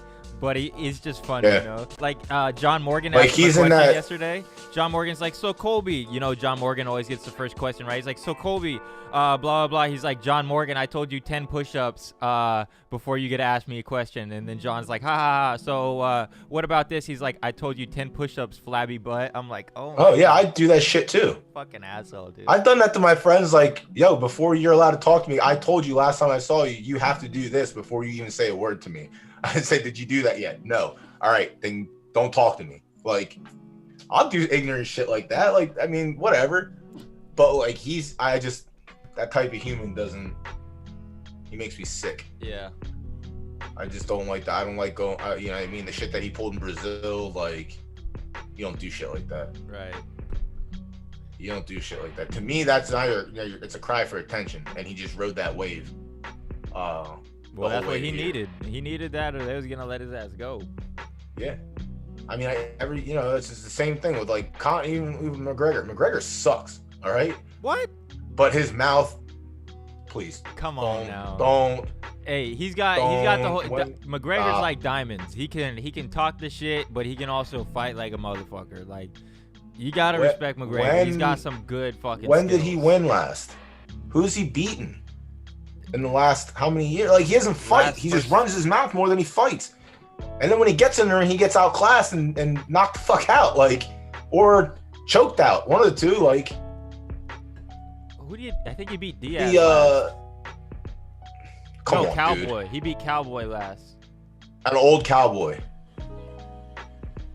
Yeah, Diaz. I think he fucked up by going to boxing, 100%. But you still. Well, this is the thing. Dude's skills, like he's.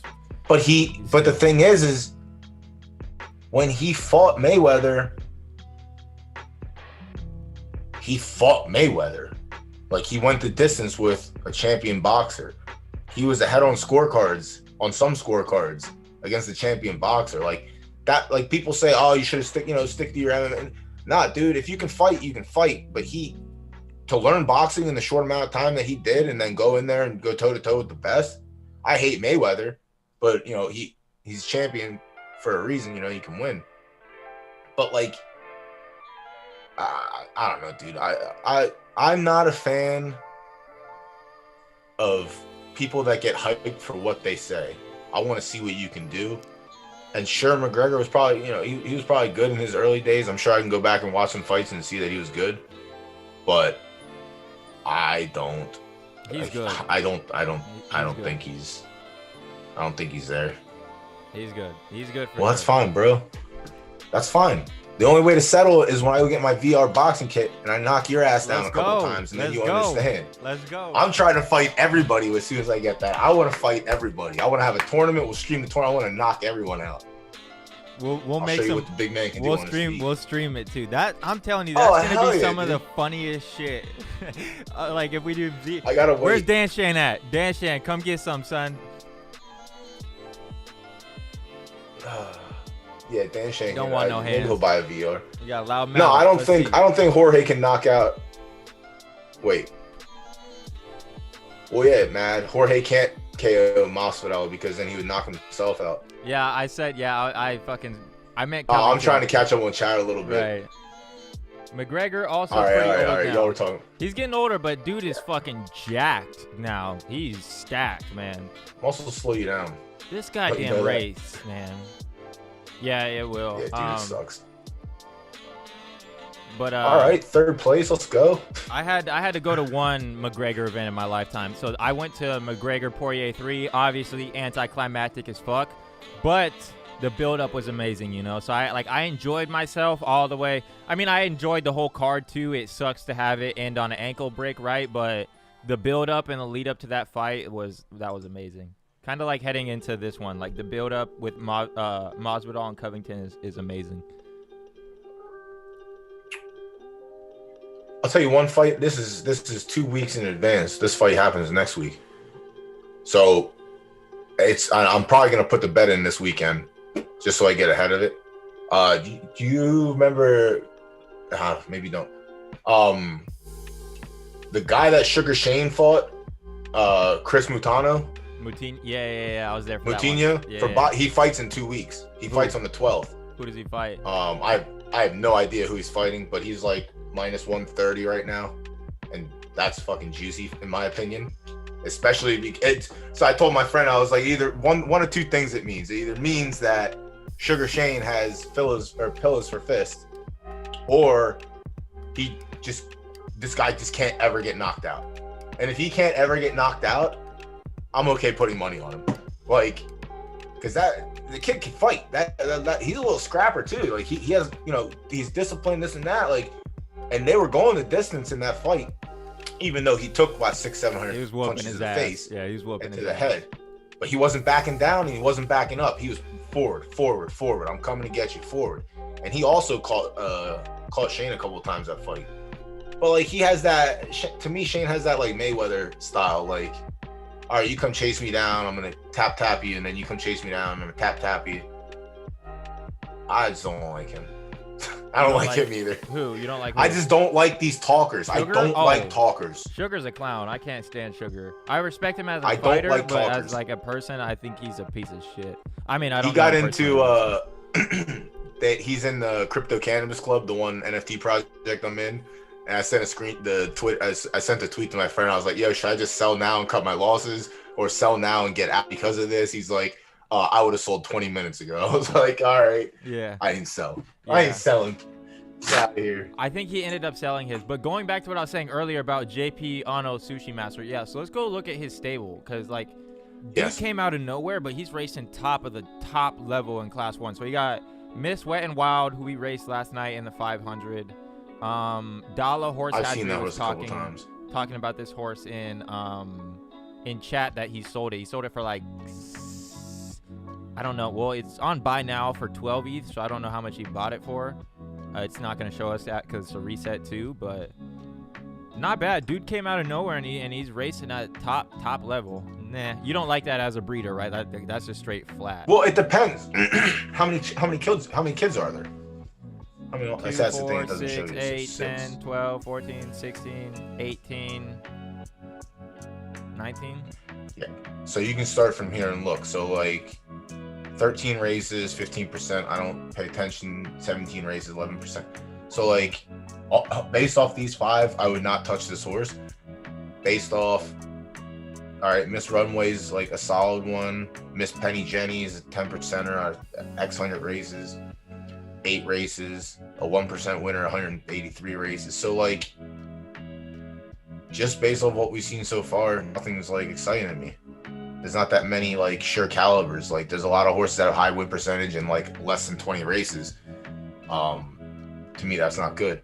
But no, that chart for is for a Genesis too.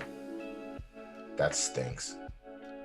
Well, how do you feel about this as a racing, like buying it as a racer, not even a breeder? That's not bad, right? So 2,600, and then scroll up a little bit, but it's negative profit. So it must have lost some big races, and it had to have lost the 2,600 meter last night, $500 buy-in with me. Yeah, so that's probably why that minus 0.12 is there. So. Yeah, I don't know. This horse just stops at like certain distances. So like, so like 1,000 meters, it's weird. Yeah. It wins at 1,000 meters and it wins at 26, and then everywhere else it just stops at wins. Like, look at 2,400, 17, 14, 3 wins. Like that's rough, but that's profitable, And if you can get you can get this horse in the tournament, like you can survive all seconds and thirds. That's what I love about this. To me, O'Malley hasn't fought anybody, and he fought Cheeto. Cheeto fucked his ass up, and then he complained about it. So the one real person he actually fought, the one real fighter, in my opinion, like the guy he fought his last fight, like that kid can fight, but he's not like. Put him in the top 10. Put him against someone in the top 10, and then we'll read it. I just don't think he's fought anybody, in my opinion. He's doing it right. I think he's being pampered right now until he gets to his I guess a chance. But like when he fights a real fighter, then we'll see. But you gotta that's the way to do it, right? That's how they would do it in boxing. If you're going to build you up, and then once you're built up, it's like, all right, now let's really test you against whatever. But then you have that clout and the prestige, right? to me, you can't have the mouth that he has when you're not really beating people. Like, who are you beating to warrant talking like this? That's the whole point, to get you to watch, right? I'm gonna talk mad shit, fight nobodies, but guess what? You're gonna be mad, and you're gonna watch to see me get knocked out. I'm gonna tell you what I did. And I'm gonna tell you what I did when his fight came on. When his fight came on, I walked to the back room and I had my vegetable refill. That's what I did. And then when I came back, the fight was over, and I was so happy. Yeah, I don't know. I don't get it. I mean, you know, I approach it differently. Obviously, like I said, I haven't been paying attention to MMA until recently, like the last 2 years. So, you know, obviously there's people that have been, you know, watching it more than me. You know, I know that to build someone up, you got to give them their baby steps. But if you're going to talk like that, I expect that to translate. Right. Because they'll have some hot prospects. Like, there's this kid named Doohoo Choi who was hot. Like, he was just fighting everybody, and he was a young gun. And then he ran into Jeremy Stevens, and he was never the same after that. But Doohoo Choi was a motherfucker. Oh, there's some decent fights this weekend too. There's a lot of nice. I mean, it's a pay-per-view, so there's got to be some good ones. But like, the undercards is pretty nice. I need to sit down and study. I gotta cash one of these DraftKings lineups one of these days. Honestly, I don't do enough of that shit. Is it 274 or 273? 272. Oh no, it's this one. Okay, here we go. Right there, I'm gonna take RDA. Fights. I'll take Mitchell over Ed. I've never seen Dos Santos fight. Dos Anjos? Or Dos Anjos, Anjos. Yeah, my bad. I never saw him fight. I saw his. Oh, I saw the fight where he lost the belt to Covington. Moicano's pretty good too, but he's got slept. I think he won his last fight, but he got slept like 2 fights before that. Barbosa's kind of nice. If Bryce can like close the distance on him and not get shit kicked out of him, he'll probably. That's my redneck man's. That's my redneck cowboy. Do you know what he did with a saw? You know, he dropped a saw on his nuts, bro. Cut his shit open and had like go to the it was bad, man. Like, that dude is a crazy redneck motherfucker. Cowboy, bro. Yeah. Who else is on there? As a good, yeah. Humphrey, no pants? Yeah, I got you. We'll give you the doughboy. The doughboy in sight. Come on. A lot of enemies after this. His fights aren't boring. RDA was the best pure USADA. Ooh, good point. If you can check, yep, he's no slouch. Aging, yeah, he's getting a little bit older. Who is like the worst post USADA? Is it Vitor? Post USADA Vitor is not what he was pre USADA. Humphrey, no pants. I was just looking because Danny said he has a Nakamoto to send me to breed, but I don't really want to breed. So like when I see charts like this on the Genesis, the Buterin Genesis, I have my Buterin Genesis that has this chart. She's a good breeder if I pair her with a good stallion. So he wants to know if this is a good stallion to breed with. Just click on the ancestry. Because that's the only thing that's gonna. And I'm also like, I really don't like Buterin. All right, so that's good. That's a good thing you see in the front. So now we have to see this right here. You like that this is higher than every single other one? Yeah, but also it leads me to believe that might be weighed down. Do me a favor, click on the filters and do the 10% or higher, and then 10% or lower on the offspring. Minimum win rate. Yeah, do 10. Let's see how many we have. Just the 10 right here? Nope, cool. Just 10 there. Cool. It just saves time so you don't got to scroll through all the shit. Yeah, I've been doing this. All right, so 6. So 200, 281, 160. All right, so when I look at this is nice. So now we're going to look at the part that's not what most people look like. So you already have one, Sunnyvale. I mean, not a profitable racer, but can probably qualify for tournaments, I would assume. So you see... And I'll point this out. I'll point this out before anything else. So now go back up. On the stallion chart, we saw that it was 284 wins in the front before we did any of this. So now there's only 70 wins spread out between the other offspring. So majority, all of his bulk is literally right here on the screen. All these 6 offspring. There's a juice one in there, wasn't there? 405 races. Yeah, Winter Sleep. I believe that horse has a ton of the wins. So there's 214 on the chart, and then this horse has U-shape. Now, 87. All right, so yeah, so guess synthetic or natural. Looking at that, it's a Buterin, so I would just say it's a U. I think most of the U horses that I see are Buterins, like legendaries. So I would say that this is not manufactured, that this is just a mini diamonds. When you look at it, let's see. Yeah, you're right. It looks like right, they so only just the race two them distances, at though. these two. I mean, but it looks like they're on the right track at every one, right? Like 2 wins here and you're good. 1 win and you're a U. Maybe this is a down button, or you just got unlucky on an unlucky streak right here. But yeah, it looks like a natural U. So like they found what they found that 1600 is the money spot, and they stayed there. And maybe I don't know what the reasonings were to not go to the other distances, but maybe try them out.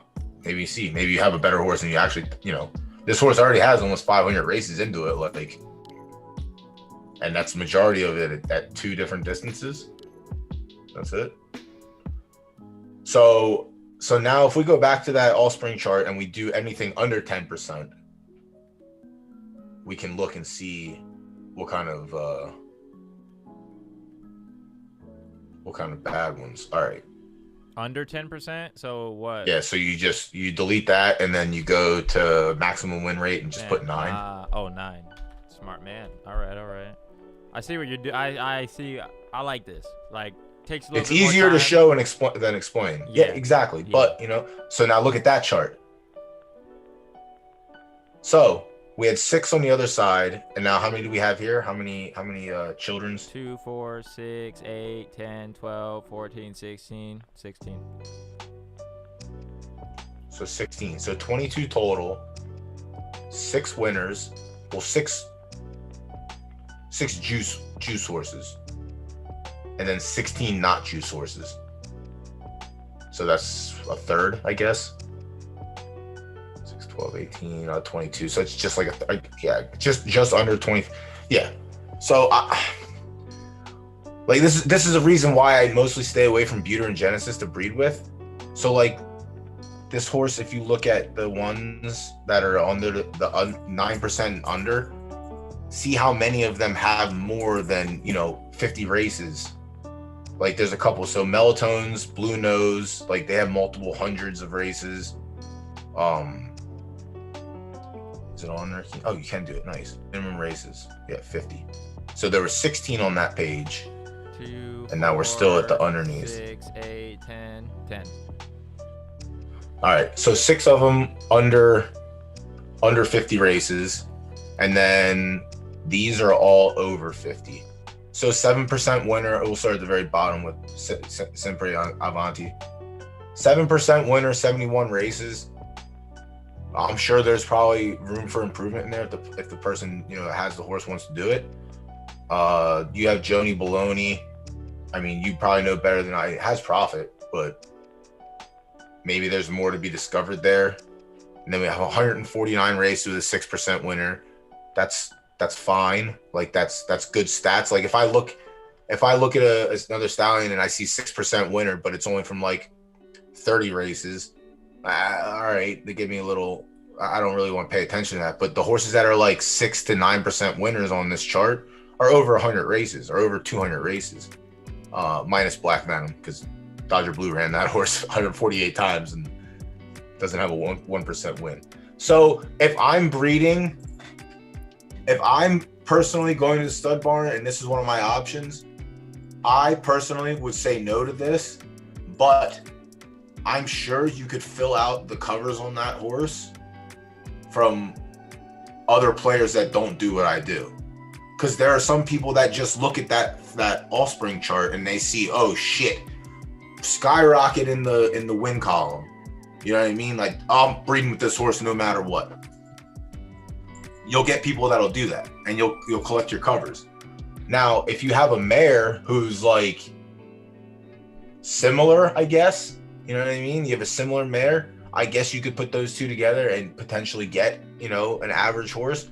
But me personally, I would not breed with the Z8 Beauty and Genesis. I'm not saying he's bad. I'm just saying it does not pass my line test for what I do.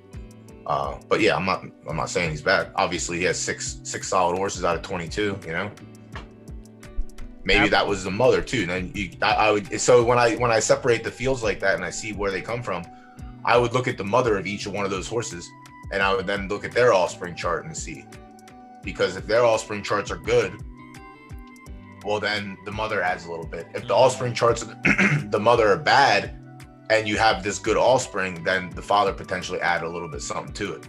There's so much, like when I do, there's just so much depth to it. Like it's so many more layers than just, oh damn, that's a good offspring chart, I'm breeding with this horse, you know? I'm trying to look at the chat as well. All good. And stay caught up. Another one. Yeah. Anything under 100 races right now with Discovery, you have to take with a grain of salt. If you have 50 races and you take Discovery, you have already eliminated 20% of your potential wins. So that's the other part of it too. Is now I'm pretty sure you can separate the thing by. So Discovery is only 3 weeks old, so you can click on all those horses and see their last race. That's just more work that you have to do, but that just debunks the Discovery messing things up. Comment. So Buck wants to know your thoughts on this horse as a breeder. This is 10% win rate and 50 races right here. And this is a Z8. Yep, Z8 Butte. Anthony McElwee, appreciate you for subscribing, my man. Welcome to the fam. Oh, all right. And then someone asked, so is the male that is key? Is it that it's always the stallion that's key, or is it that no? Because I have my mare who I've bred with good stallions and I've bred with fucking bad stallions, and it's the one we looked at before. And it doesn't matter if it's a bad stallion; she produces, so she gives me a runner no matter what. And I can look at her chart now, and I can look back on all the stallions. The stallions that I put her with that I know are good breeders, I have exceptional horses from. The ones that I've put with that are just like not good breeders, I have an average or above average, slightly above average racer. Like can win $2 races, but you know, can qualify for tournaments pretty easily with some maintenance. But that's just another layer to look at. You know, if I had Jamo reached out a few months ago and he's like, oh yeah, I really like the stallion, this and that. And I looked at it and I was like, yeah, I don't think it's the stallion that you like. I was like, go look at your mare that you have and then look at her offspring chart and then look at the male's offspring chart and remove her foal. That chart looks like night and day. So that's what you have to do. And you can't really do it. Like, this is the closest way I've gotten to weeding it out for the most part, is by doing it by the percentages and then looking over things. But it's just more, you know, again, I don't do, oh damn, Fuzzy Wuzzy was a horse. I thought I bred with that horse before. What's up, Pack? Fuzzy something. But yeah, all right, so far with this one, and you know, when you separate by this, you get 330, 400 races, 212, you get 95, but those are solid stats. 3 of them are profitable. Santa's Helper the most profitable, but you can't, you know, if you don't have the offspring, you can't really control what people are doing. And if they don't recognize that their horse is in a paid runner, they'll just drive the profit minus until someone else gets it. But these horses on paper look like they can just run and qualify for tournaments pretty healthily, I guess. Not pretty easy, but. And 2 of them haven't been run. I don't think Swiss Strokes have been run. I think when they're all sitting at class 3, 1500, I think, isn't 1500 like the starting ELO number? Let's check. Last time this horse raced was 2 months ago. Yeah. So 1500 might be like the starting number. And then you either go up or you go down from there. Just kind of, I don't know. I don't like it. But yeah, so all right, so let's look at 9% and under. So he has 4 horses that are solid 10% winners. Still 50 races or what? Oh shit! Take 50 races off that and put the 10 back on, because maybe there was some on there that weren't. The 50 race thing I only look at if there's like 20 plus all spring, because it's hard to just go through each one of them. All right, so we got 2 added. 2 added, yep. And then we'll look at your horse after this one, Dallas. 31. So Jibby's Jobbler Juice is a newer horse.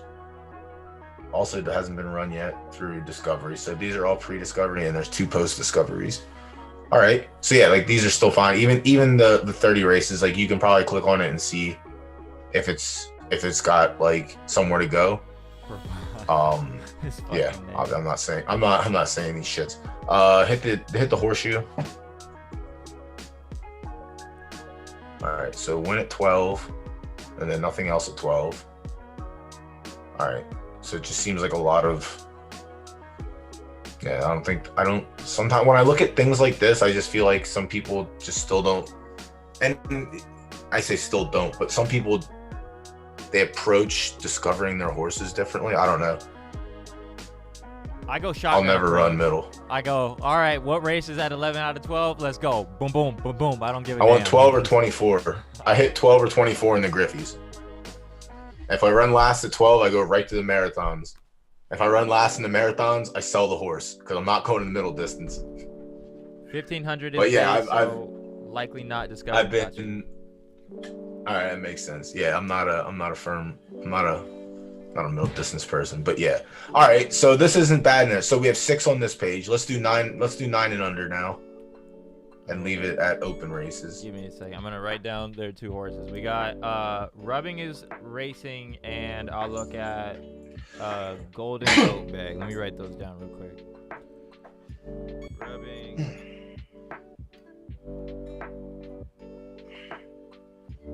And what was the other one? Golden Oat Bag. All right. We'll look at them after we do the 9 on this one. All right. Okay. So you want just 9% win? Yeah, just flip the yeah. And then bang bang. Cool. So 6. 2, 4, 6, 8, 10, 12, 14. So 20 offspring. So hold on. Let me start at the bottom here. 178, 7%. See, like when I think that's acceptable. It's closer to 8%, but I think when I look at a stallion, if they have like 10 offspring and like 4 or 5 of them are 10% winners, like 3 of them are 8%ers, and then there's like 2 duds, I consider that horse more than I would consider the last horse. Essentially, the stats are a lot tighter. You know what I mean? It's not spread out over 20, like 6 and then 16 runners that are just whatever. But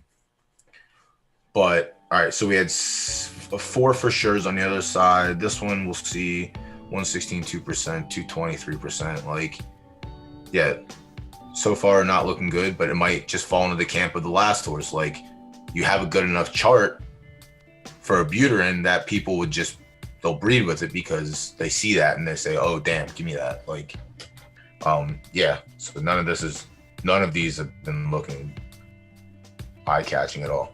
So looking and overall, they all have would you breed with this horse?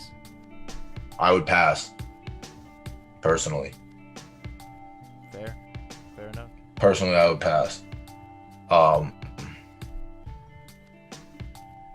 I guess I'm trying to think of it better. So let me give an example of something I would after we go through these. Let me give an example of something I would breed with. Like when I go, so like you've seen these 2 examples so far. Go, it's Epstein. Find Epstein did not kill himself. He's the best. I don't know how you spell any of that shit. Didn't or did not? No. Search Spicy Nugs. All right. And then you just click on her father. Is it this one or no? No, that's not it. Z, no S. Gotta keep it gangster. I like the Z.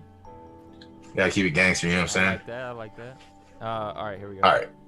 So Epstein is a shit racer. Has run 300 times. A shit racer. Now click on his ancestry.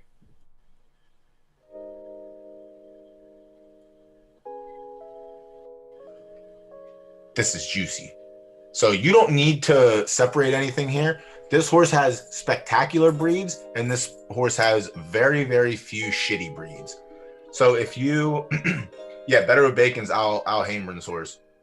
If you want to separate it like we were doing before, that'll probably give a better visual representation. Like if you do the 10-9. But this horse breeds. Can't race for shit, but this horse is a breeder.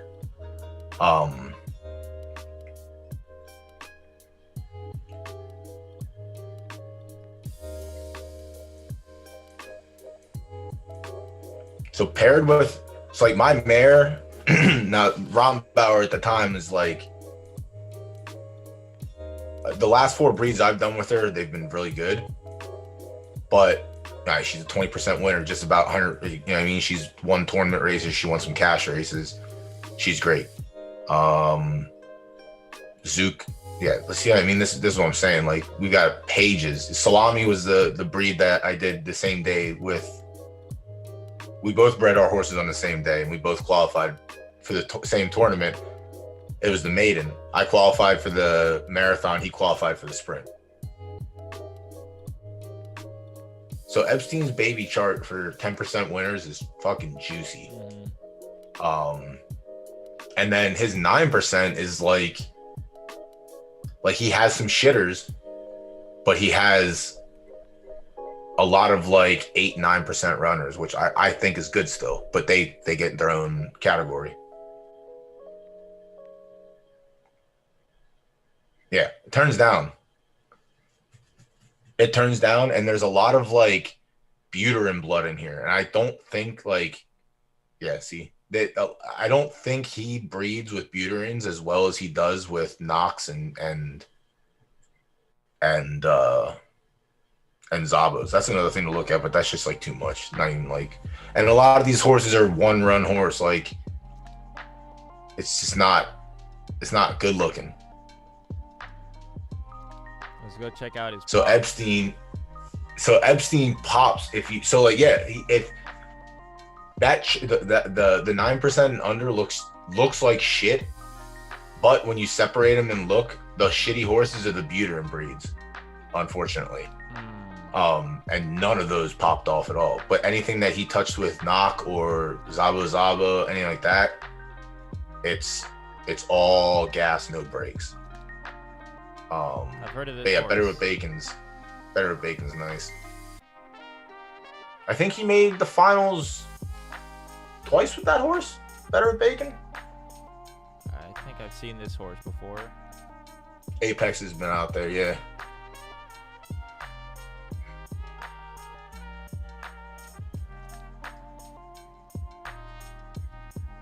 Yeah, he made the finals. Yeah, Better with Bacon made the finals this week too. But I think he made it when they were the grand finals.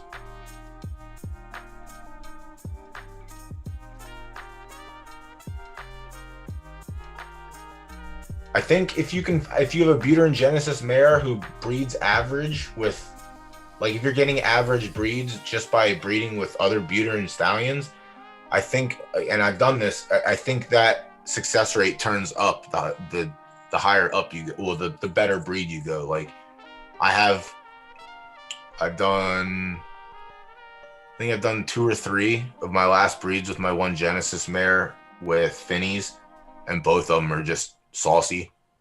I'm trying to touch her up with a Knock now because I think that's the thing that puts her over, is just hitting up a Knock Genesis, and I get one of those like Z9, Z10 legendary buttes that are just unstoppable. But we're not there yet. We're waiting.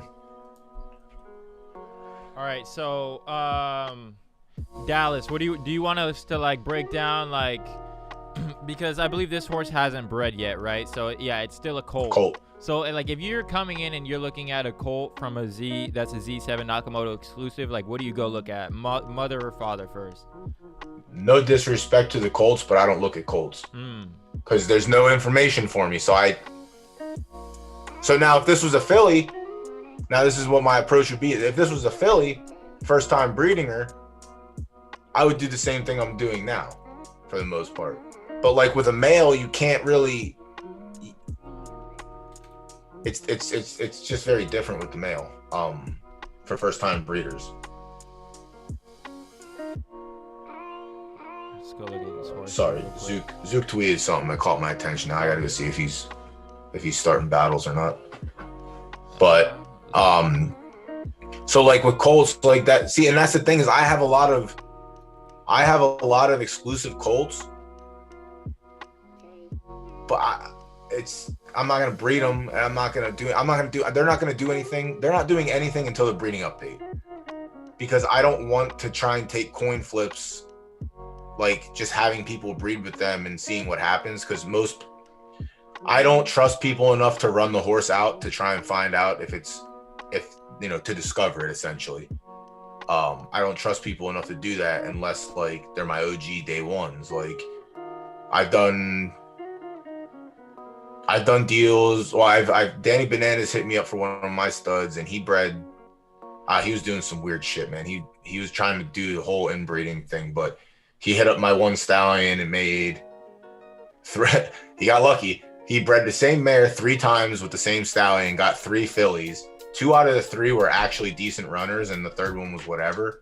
But like he was tying that whole line together to do some like inbreeding monstrosity, which I never really followed up on. But like that there's a handful of people like I know he was gonna run the horses, and it's hard for me because I want the data on my horses. I don't want to trust people to give me the data themselves.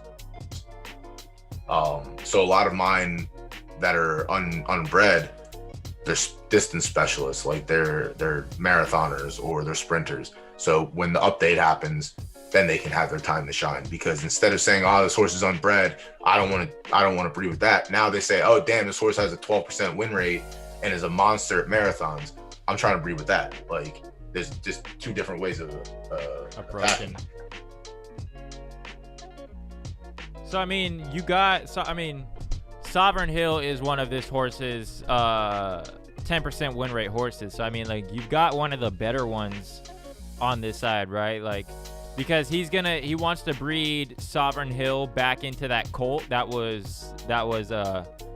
hadn't been bred yet. This one's also a filly, but he's got yeah, I mean, and that's the thing too, like if you're doing it in-house, listen, if you're doing it in-house, then yeah, because you can trust yourself that you're going to run that horse. You can't, you know what I mean?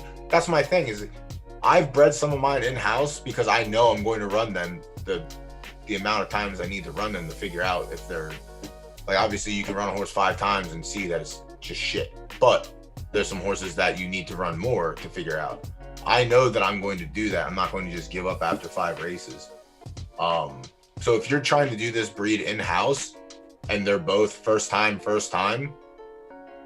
in-house, that doesn't hurt, you know what I mean, to try and get your own. Because if you're trying to build your stable out and not rely on other people's stallions and whatnot, just get that. Yeah, Justice League is nice.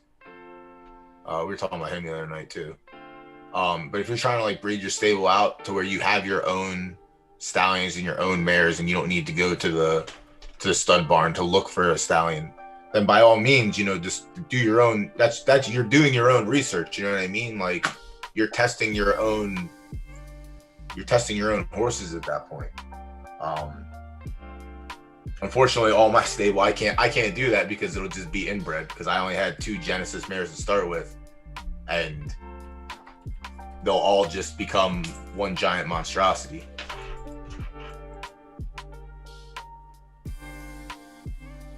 What is your standard per distance? Aiming for 20s across the board, but what do y'all go with? Turn it. Did you turn the mic up a little? Did I? Yeah. No. You may have just got closer to it. It got really loud for a second. I think we're good now, though. Interesting. Alice, I'm going to try and understand that question a little more. What is your standard per distance? Aiming for 20s across the board, but what do y'all go with? What is your standard per distance? Do you know what he means by that? I have no idea. Are you talking about races, like, or your standard per, like, standard deviation, or?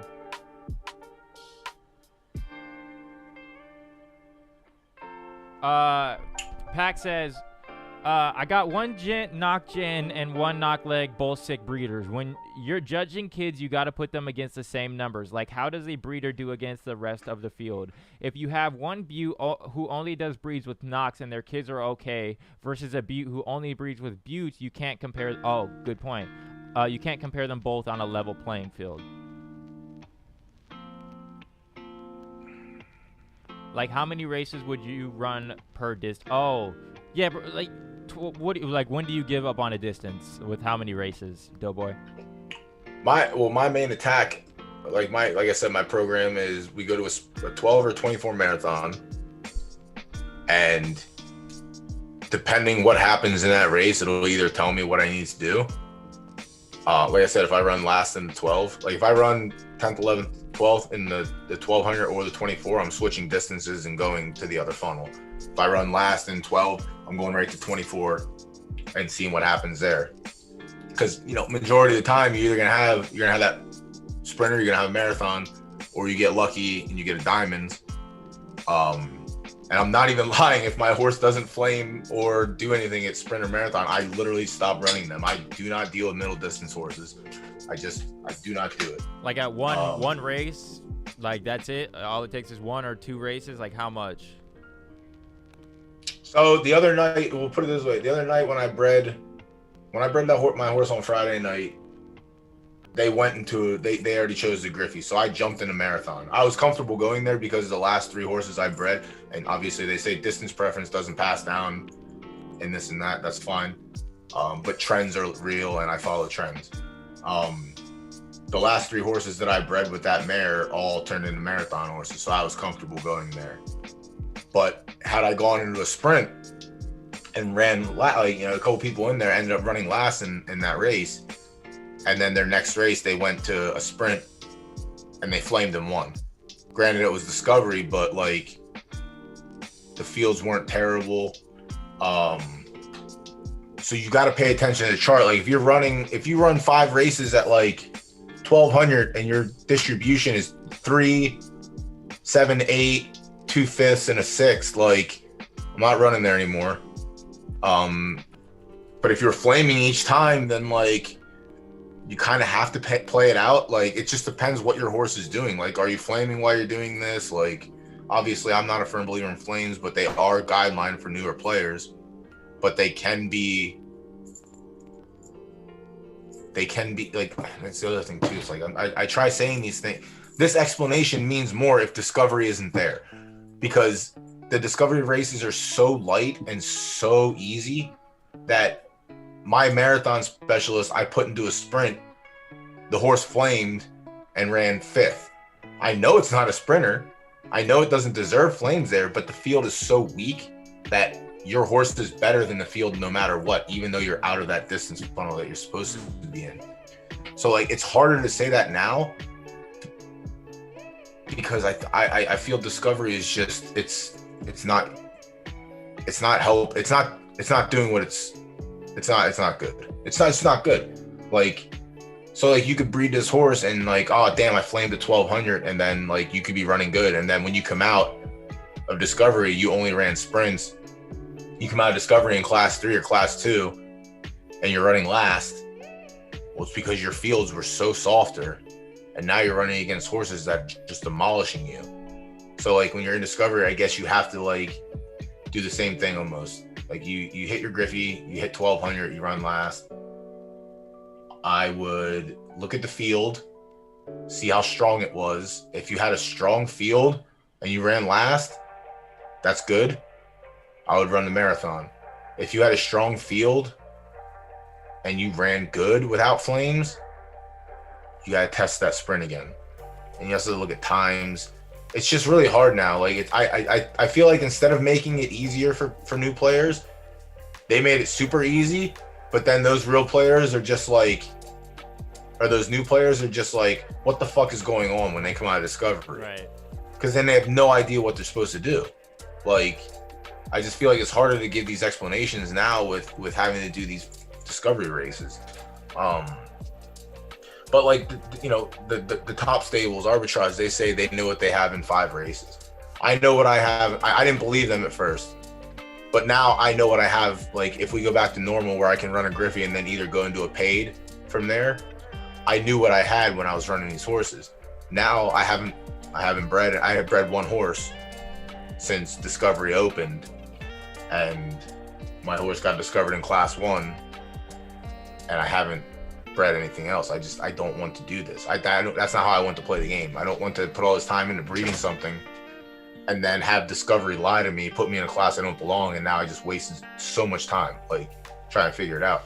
Jeez, dude, this horse is nuts. Who owns this horse? Trying to buy it. Yeah, man, it's disgusting. He's top 5 in every distance. This horse is crazy. But yeah, Dallas, like, it's tough now. Before, I would hit one of the funnels, one of the 2 outside funnels in a Griffey, and use that based off your judgment. But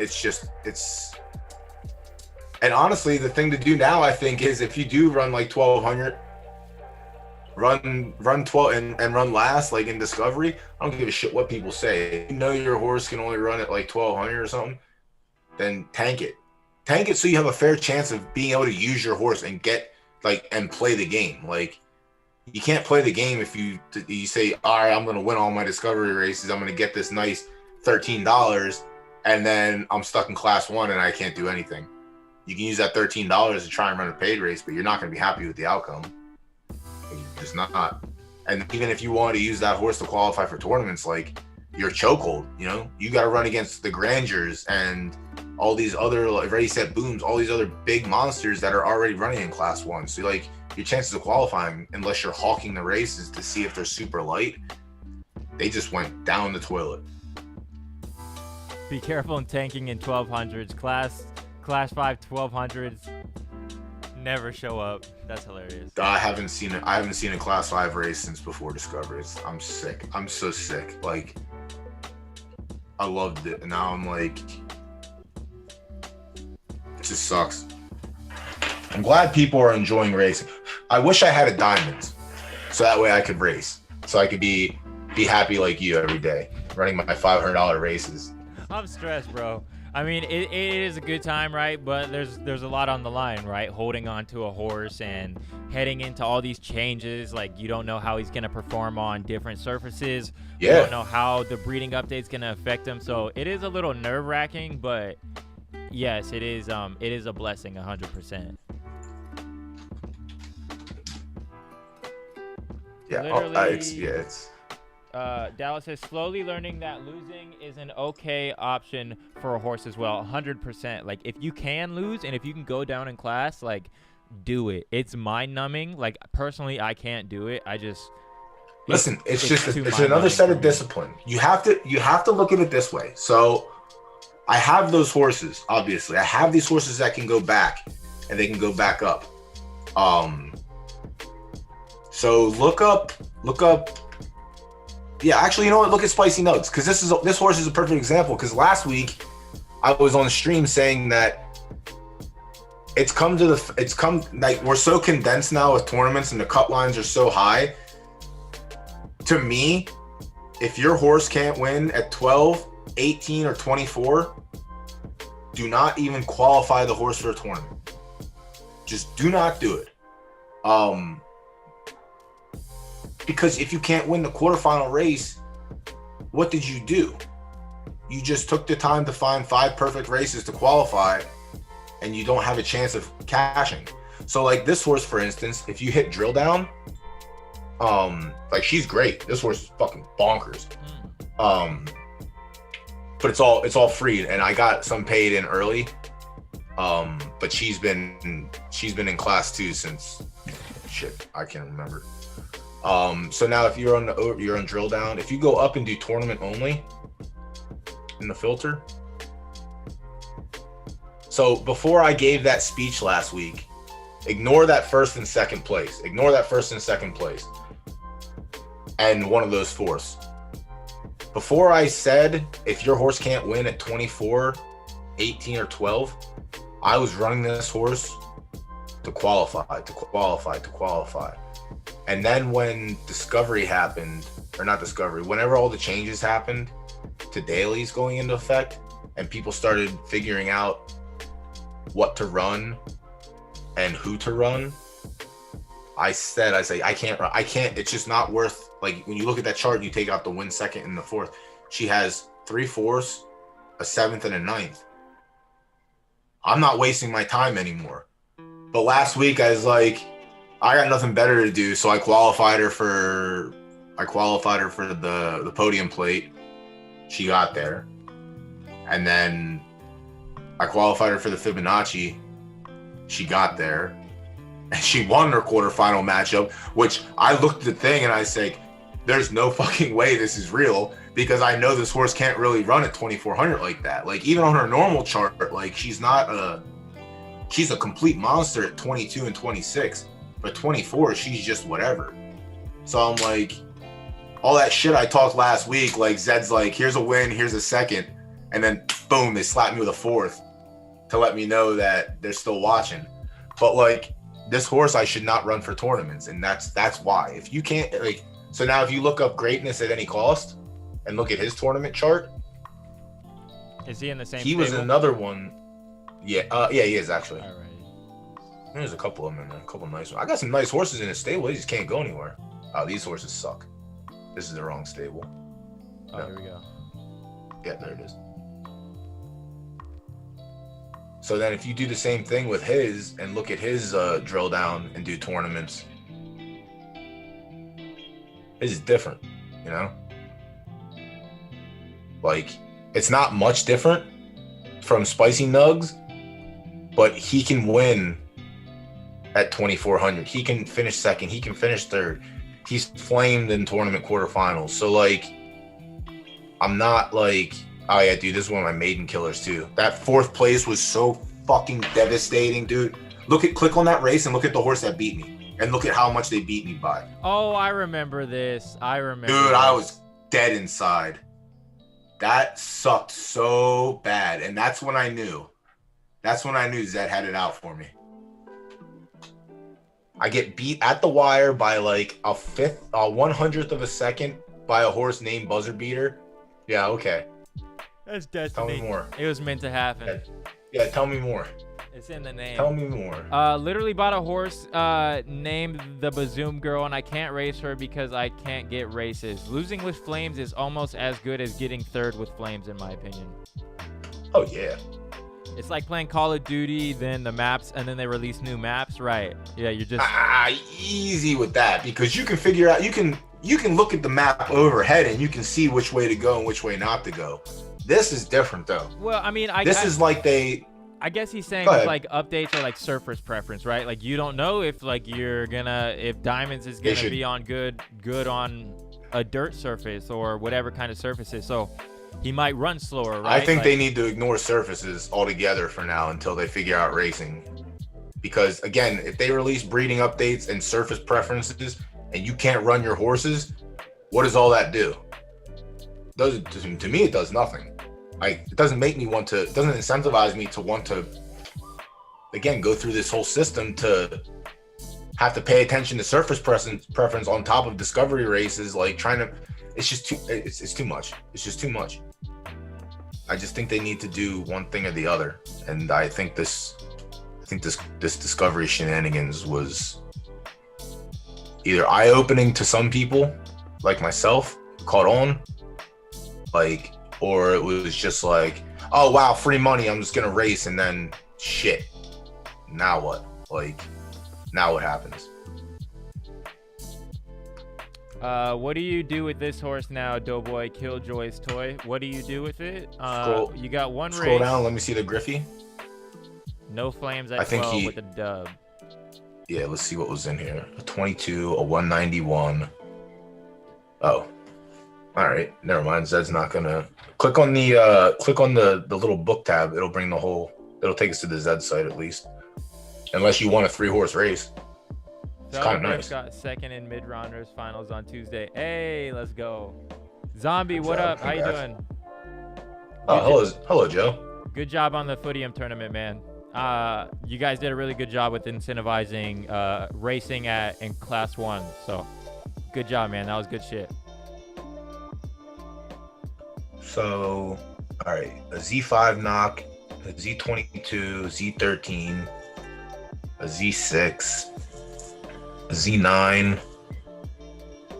That's not bad. I mean, he beat. I mean, I tell you this, Danny, I'm not going back into the sprint and discovery. Like, if you want to play with this horse, unfortunately, I think it was 112. Wait, hold on, 111. That was kind of slow. 111 is kind of slow. Run it back. Just do it. I say fuck it. I'm just playing. I don't know. But the problem. So like, here's no, but fucking. But like, here's the theory on that. It's a good discussion point. Is this like, you can run it back in discovery, and you might get flames, and you might win or finish second, and your time might be 111 again. I've had Tish send me horses. That he won the Griffey with, but he didn't look deeper and look at the field and look at the time. And he won a Griffey at 1200, but the horse ended up being a marathon runner. It just got flames because it was a high Z number in a really bad field. And it was just better horse than the horses that were already in the race. So somebody has to win, you know what I mean? But yeah, Danny, I don't know. Like I say, you could run sprint again. I would try and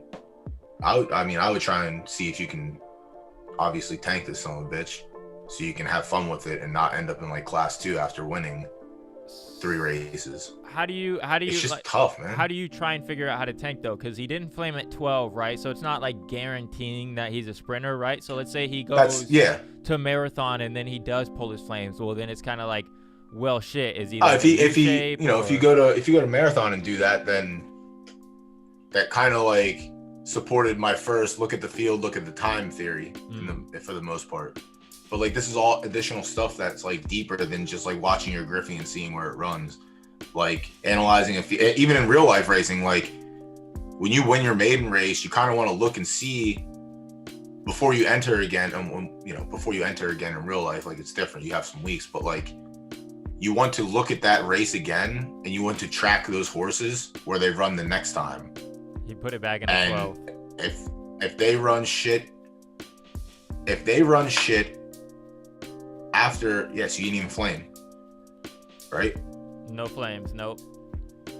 All right, so Z14, and a Z9 got it over him. There's a Genesis. Z6 that didn't flame. Yeah. There's another Z15. So see what happens here. So like in real life, like you can run your maiden race, and we're assuming that we're doing it with 2-year-olds, and 2-year-olds are, that's the earliest you can run. And most of those horses, like you don't really rush 2-year-olds. So if you win your maiden race, you can look on paper and you can see the workouts of these horses. You can see it, their solid times. You can see, like in real life, all the times mean everything. And I try to port that over and pay attention in Zed with that as well. Even though, some people like to argue against time. A lot of people support time. Time works in real life for me, so I use it here as well. But you can see whether or not these horses were of the same caliber. So you could have a weak horse who's going to end up being a claiming horse, and you can run in a race with horses of the same caliber of talent. You can win it, and then your next race, you might remember what Homeboy did. He jumped him up into a $500 race. When you have a horse that you just get and you win, well, you want to see how good it is. So you want to run it against the best competition. So that's the other thing you can do. Like you run it against a better field. But unfortunately with Discovery, we can't really do that. Like you can't just go win your Griffey, go into a paid race and see what happens anymore. You gotta play the game that they want you to play. Right. It's kind of like ripping the Band-Aid off, right? Like you can either take your time or you can just say, fuck it, I'm going to go try against the best of the best. And it'll save you a lot of time, but it might lose you some money, right? Yeah. I mean, it's just, I don't know. Yeah. I mean, Danny, listen, I'm telling you right now. So like, you didn't flame in your Griffey. The Griffey wasn't that like, it was it seemed solid. Like, it didn't seem like terrible. Obviously, the horses that had flames probably deserve them over you anyway because you're a legendary beaut. But this race potentially could tell your story. Like, you know, we'll see. Shit. If you're just gonna run this horse now while we're streaming, then I guess we can just track it and see what happens. You know. Yep. Let's see if they give us a laggy ass race. Yeah, dude, you're getting lagged. Yeah, I gotta You're buy a lag new glitch computer so here soon. hard. It's all off a MacBook, you know. If you look at my setup, you'd be like, how the hell do you run all this shit off of it? It's just a little ass MacBook, but it's a little tank.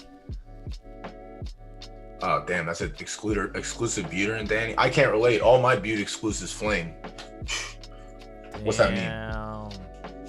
Danny knows. Danny comes to me for the sauce. All right. Danny knows what's up.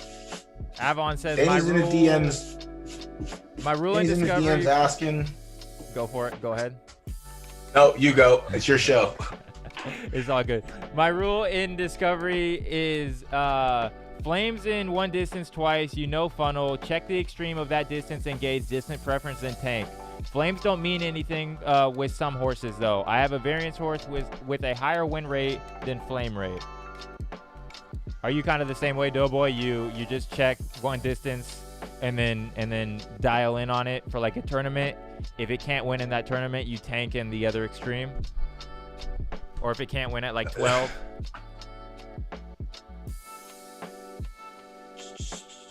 Yeah, it's a lot. It's different than that, I guess. I don't know. Like I said, so what did I do Friday? I mean, I guess my perfect example of what I did. So like when I bred my horse on Friday, I won the Griffey. She won at 2,400. She flamed. I put her in marathons. I put her in 2,400 again. She won. I put her in 2,400 again. She won.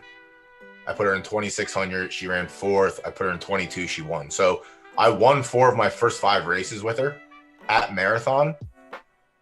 And then I tried to tank her in the last 5 in Discovery.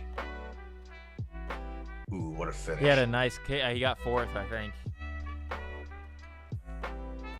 All right. I mean, but 1 and a 4 without flames. That's interesting, right? So, like,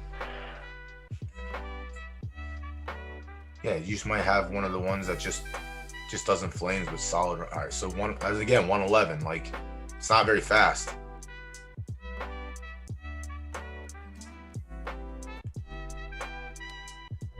Zombie said, "I'm excited for DP. I think it's needed." Is that track preference? DP. I see distance preference. But I think distance DP preference. I don't know. It might be different now. I don't know. Like distance preference breeding, Zombie, like passing that down. Well, like let's say this. I'll ask you this as well, Doughboy. Like, okay, they're making changes to breeding. What are those changes, or what do you think that they're gonna do? You think we can pass down variance at a more noticeable rate? We can either pass down distance preference at a more noticeable rate. Like, what do you think the way to go about it is? I would assume that's what they're trying to do. No, they're trying to say, oh well, you have. Well, I mean, that's kind of what it is in IRL. Like most of the top studs are like ones that win the Kentucky Derby or win like the big races, and those races are a mile or more. You know, they're 2-turn races. I'm not going to call them marathons because they don't call them that anymore in real life, and no one really uses that. But like, you have a router is a horse that goes, over a mile and an eighth or something like that. So like if they're trying to set that up, that's essentially what the recipe is in real life. Like, breed for speed in real life is just breeding 2 sprinters together and hoping you get a sprinting baby, like they get the sprint genes passed down. So I'd imagine that's what they're trying to do here. Like if you breed 2 marathon horses together, you get a distance horse, or you breed 2 sprinters together, you get a sprinter. Or maybe you breed a sprinter and a marathon and it gives you fucking a diamonds or something. I don't know. Like, I don't know. Because I never, like, that's something that I haven't paid attention to in breeding. And I don't think that's going to change. I don't think just because they add this, I don't think just because they add that to the breeding algo that it's going to like take away from my my way of breeding. Obviously it's gonna make breeding, I guess, easier for people, because if you know what you're looking for now and win percent matters, like, well, you just go breed with a horse that has like a high win percentage, I guess, or you look and see where it has its highest win percentage at. So like potentially, like if you have, say I have a mare that sprints and I see, oh damn, Diamonds, wow, it can run all these other distances, it's really good at sprinting, whether that's true or not, I might touch my mare up with that because your sprint stats look great. But I might get the added bonus of being a racer at another distance because of the way Diamonds is built. I 100% can't confirm any of that. Like I said, I don't really engage in the Twitter discussions because I'm not a big let's sit around and talk about it. Let me see what you can do and then we'll talk about it. Like show me first before I give me that action. You know what I mean? So like I don't really get my hopes up about any of this shit. When it happens, it happens. Then I kind of worry about it. But like Zeus Monday night streams and stuff, I'll tune into some of them and I'll pay attention. But most of the time, it's just stuff that's just all what ifs and what could be's, kind of, But I think that's what they're shooting for, honestly. Like where you can take a sprinter mare and a sprinter female, or a sprinter male, and breed to get a sprinter all sprint. Which kind of seems cool. But again, I don't think it really changes much from my remedy, or my recipe rather. But I think it's gonna help people out, if they're saying breeding is random, then I guess it'll help it be not random in the long run, Hey guys, what do you think about this horse? Sebastian's Wish, paid? Do you mean paid or tourneys? Not that good on 12. Not that good on 1200. Kind of a pain. I don't know. He looks decent on 12. It looks like you can down class. So let's see what class you're in right now. So you're in a low class. Let's see your freeze at 12 down there. Free in that class. Looks like you can. I mean, he's still placing and flaming in these. I would run him in 1012, maybe only 12 in that class, and or maybe even run him in 14s. Like, look at that. You could run him in 14s and then get him qualified. What horse is this? Sebastian's Wish. Is this just, did you dissect the chart? Is this only free? Yeah, this is only free in the current class that he's in right now. He was saying that he was having a hard problem is never do good in tourneys on 1200. All right, so let's go to tournament. Yeah, that's what I say. Put the tournament thing in. Oh yeah, he gets gypped. All right, so hold on. Go back to his full. Yeah, do the full drill down and let me see his 1200. All right. 12, all right. So like, just straight tournament, or I think I saw his 12 chart. All right. So hold on. So click on. All right. So Fib A. Let's see. So these are all quarterfinals. So click on the one where he finished 4th. Let's start at the bottom. It's like, this is the other thing too. Like, your fields matter a lot. And all right, so like there's a Z7 exclusive knock, a Z10 Finney exclusive, a Z6 legendary. I like that. You just lose 71s. Just law. Yeah. So, I don't know. I would, like, your horse runs at 1200. Like, when you look at this chart, it's very obvious that it runs at 1200 in real life, like in regular shenanigans races. Or was I wrong? Yeah, you have 15% win rate at 32 races. Like, I wouldn't give up. Like, I wouldn't give up on this just because, like, you know what I mean? Like, you're. All right, never mind. Hold on. I'll go back. You're in class 5. I was looking at that. But still, right. Like, look, he was. But it's also good. A Genesis too. Like, it's also a Genesis. So like, I feel like once you get in there, you gotta you got to have a slight edge, like over the fields. I can see where he got discouraged because he's never flamed in those tournaments at 12, right? So That's fine. That's fine. I've never flamed and I've won and run the first, second, and third. Like I said, if your horse can win at 12, 18, or 24, it's just like with diamonds, like he's gonna have a shit streak, but he's gonna hit once. You know what I mean? Like this horse can run on at 1200, no problem. Like this 15% winner is not terrible. You know what I mean? 30 some starts. So you just say And don't give some up of those on are it. paid races. I wouldn't, like, those are paid races too. So like some of those are paid races, I imagine. Maybe they're not. But if we just go straight up, like, so how would you only? Because by the looks at it, Or are those only free? Of his free, well, this is only frees right here. But I would just qualify in my 14s, just win, and then just say fuck it. Like I'd take my chance at placing. But Yeah, so that's like very strong. this horse looks live for the podium plates, the Fibonacci's, the keep on winnings. So like those are 3 tournaments a week that you should be able to. Well, do you have to down class this horse? Can you scroll down a little bit? Yeah, Is he this can horse down. class? He can down. All right, perfect. So you know how to manage the horse. So depending how low you are, like you could run 5 races, qualify. I mean, you might have to stop yourself depending what day is what. But no, I would not stop running this horse.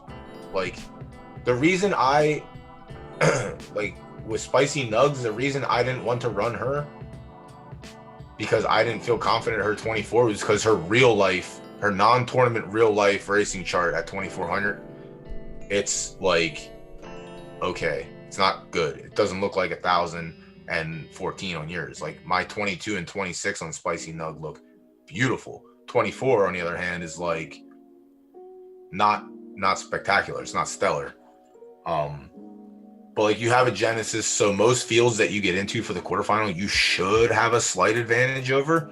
But also you like your horse is a 75% flame rate in 28 races. So I would not personally give up on tournaments with this horse. This is a horse that, because you already know how to manage it with downclassing, like you can. This is something that like when it clicks and this horse starts hitting the podium in the tournaments, you'll start raking in little by little. You know, it'll make your time worth it. Like if you looked at this chart and your 1,000 meters and your 1,400 looked like that, and then your 1,200 looked like your 16 chart, like not like your 16, but like if it was spread out like a second, third, a fifth, sixth, eighth, 10th, 11th, well, obviously that doesn't look too juicy. Like I wouldn't try and qualify that horse. But like you have game at 1,200, so to me, there's no reason not to run this horse and try to qualify. If that makes sense. That makes sense to me. Good morning, Bryos. How you doing, bro? Avon says I was actually looking at that horse the day of. You can probably do a podium play if you do up. If you up one class or not podium pity point. I like that.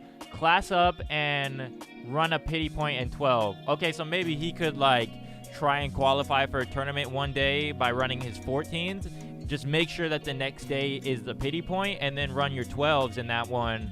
And yeah, I like that, Avon. See, the problem with that is, so just hear me out. And it'll make sense once you hear me out. Just like my breeding stuff makes sense when you hear it out.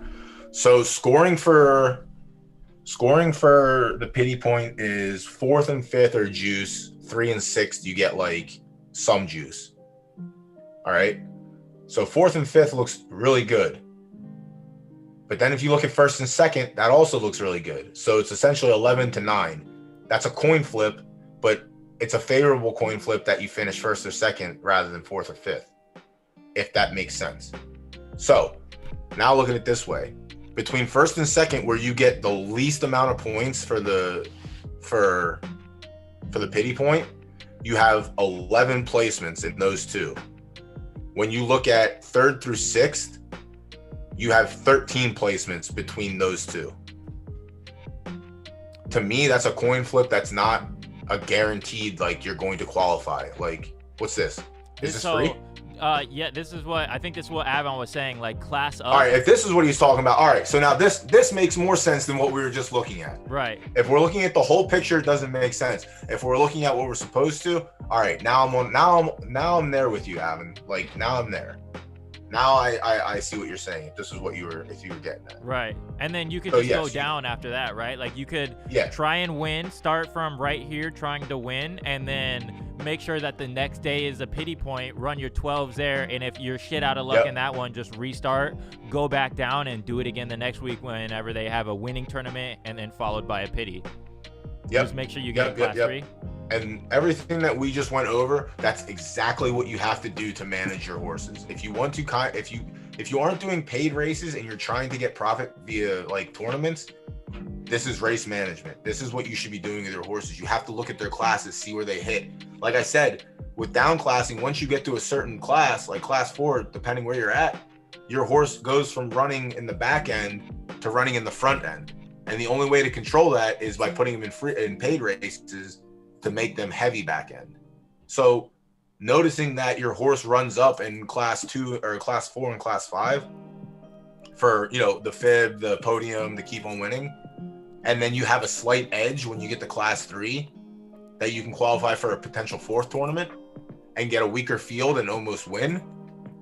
Now you're onto something. That's 4 out of 7 days. Like you have the potential to make, depending where you qualify. Like if you're in B, like you might be able to make $100, $150 depending. If you're in A and you're hitting the podiums, which can be tougher, but like, maybe it turns into $250 like that. You know what I mean? That's not bad for a week, a week of, what is it, 25 races, 30 races almost. Mm-hmm. Like that's not bad.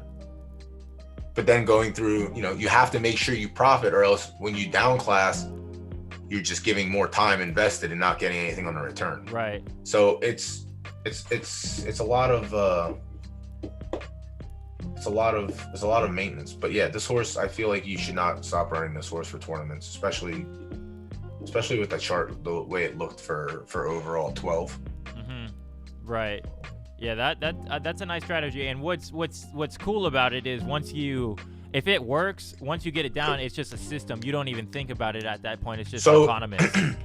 Look up LBJ Goat.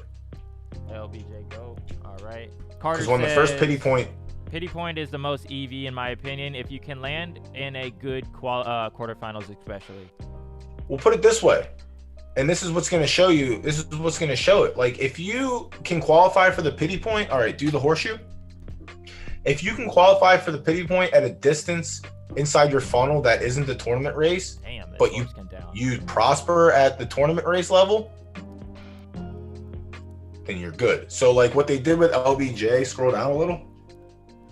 They qualified LBJ. So before the first pity point tournament, LBJ only had one race at 1800, and it was it flamed. But they qualified him running at 1600 because obviously if you run at 2000, he's gonna win. So they qualified him at 1600, got to the quarterfinal, only had that one race on his like resume. Had flames in the quarterfinal, but ran 8th or 9th. So obviously now we can see with more races on there, this horse does not like to run 18, does not like to run 16. Mm-hmm. But if you have a horse like LBJ that can qualify, so imagine shifting this 2000 chart to 18, and then you have 1600 where you can qualify for like the gimmick tournaments. If you can get that horse in the gimmick tournament, and your chart at 18 looks like this 2000 chart, good game. We'll see you at the finish line. We'll see you in the finals. But the other thing with the pity point, I just don't like the scoring. I don't like the fact that you got to qualify on one chart and then you get wrecked on the next for tournaments. Right. But like again, if you have a horse like who's fourth at one of at 2 of the 3. Like at 1014, 16, 2000, 22, 26, but has game at 12, 18, 24, then you have an entire you literally have a week's worth of work. Like you're qualifying for tournaments starting at this level, and then by the time you get to the 4th tournament, you have the next 3 days to go down and start over again. So you have a whole maintenance plan and a whole schedule. And that's what you want if you're going to be like a tournament racer, if you're going to like try and profit from the tournaments. 100%. Like that's the way to do it. You have a set system and you just run your system, right? You just make it a well-oiled machine. Yeah. And then once you figure out how to do it with one horse, you're like, okay, how can I make this maximum revenue, whatever? How can I extract maximum value from this horse? Yeah. Even if it's not a top racer, or even if it's not a paid racer, there's still it doesn't have to be knickknacks to make money, right? Yeah, it doesn't have to be a top racer. Like I have Chicken Nugget Scam, who I bred, who's a cross horse, has an up switch and a down switch, and I never thought that horse would pick up his feet in tournaments, but like she's run third in quarterfinals and she paid for herself 3 times over just because like she's a good paid racer in was in class 5, can't do any paid racing in class 4. So like I used to get around to 0, win like 3 or 4 races in class 5 and then qualify her for the tournament and she could run up to class 3 and then we'd be good from there. But it literally all comes down to sitting here and doing this. You have to see for yourself whether you have a horse that you can manage like that or not. You know what I mean? Love it. I love doing this. Yeah, it's I love this as well because you know, like I just haven't had to do this, right? So it's nice for me to learn this, and because I'm just willy-nilly, I'm not downclassing my horses. Like I honestly, you have diamonds, bro. You don't have to do any of this. Right. You know what I mean? Like right. That's the difference. When you have a killer, you don't need to, you already have the recipe. $500 race, $50 race, $100 race. Like that's your recipe. You know what you're doing. Right. I kind of Killjoy just took third. Killjoy took third in the 2400. Did she flame Danny? That's what I'm saying. Let me see some flames on there. No flames. Just to make it better. No flames. So you think he flames what was it the like field mid, like? then? Damn, Danny, you're dead already. This horse is gonna come out in class 2. A Z2 Jenny.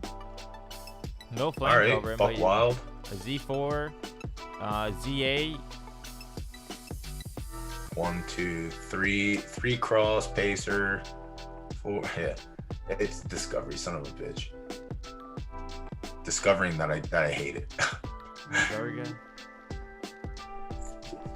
No flames. What time is it right now? 11:30. I think I'm gonna call it, Doughboy. We'll look at Age of Kings. Yeah. And then we'll get up out of here. When are you free? Yeah. Because we can just this is better than talking to myself most of the time.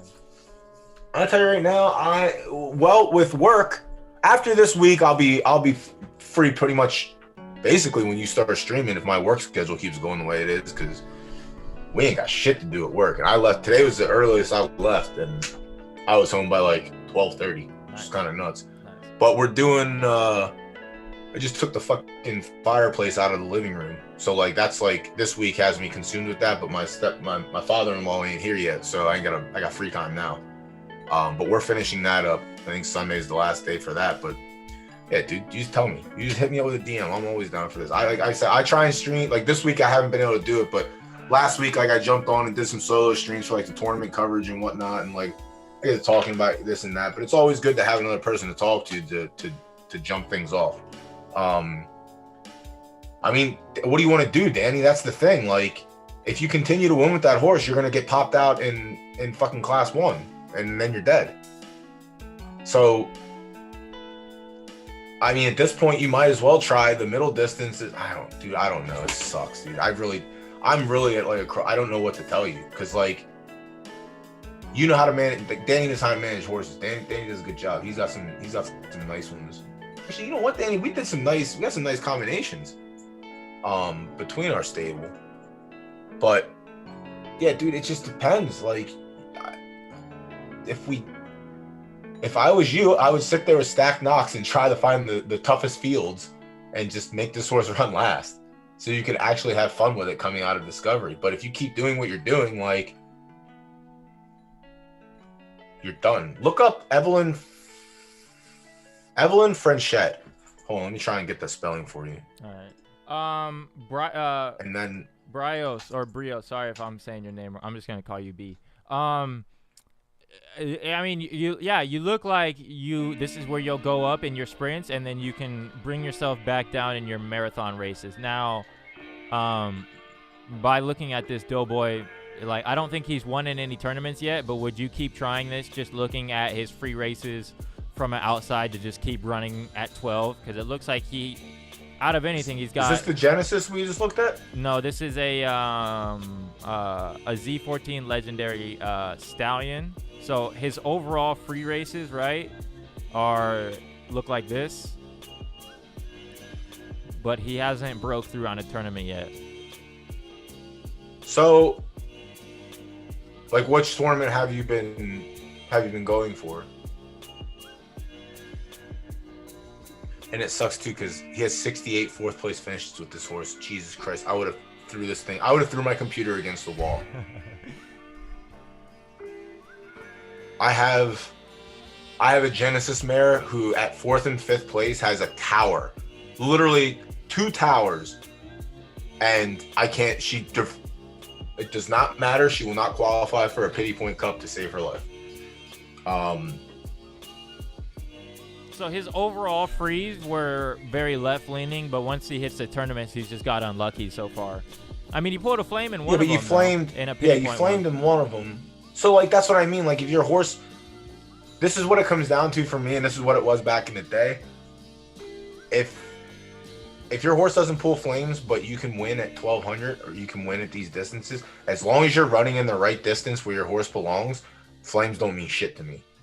Like, I have my distance horses that they lost flame. I think, who else? I'm trying to remember who else I have in my fucking stable. I think it might have been Failure. Can you look up Failure is not an option next to this one? Mm-hmm. I'll pull it up on another so we can. Because that horse I bred for that horse that's the one I made the finals with in the last real maiden tournament, and I don't think he flamed at all in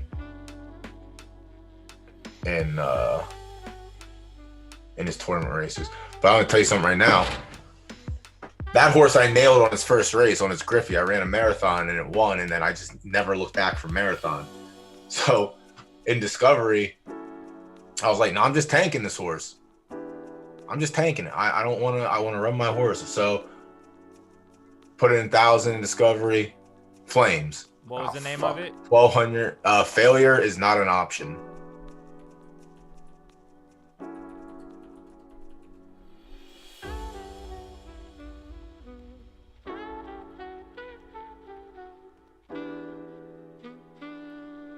All right. So, and then you want to look at tournament for Failure? Your screen looks different from mine. Oh, okay. I have Ace of Kings. My bad. I tried to. All right, here. I'll fix it. I saw what you were trying to do. Yeah, I was trying to double screen it. Yeah, once you get on that horse, you can just do the tournament overview.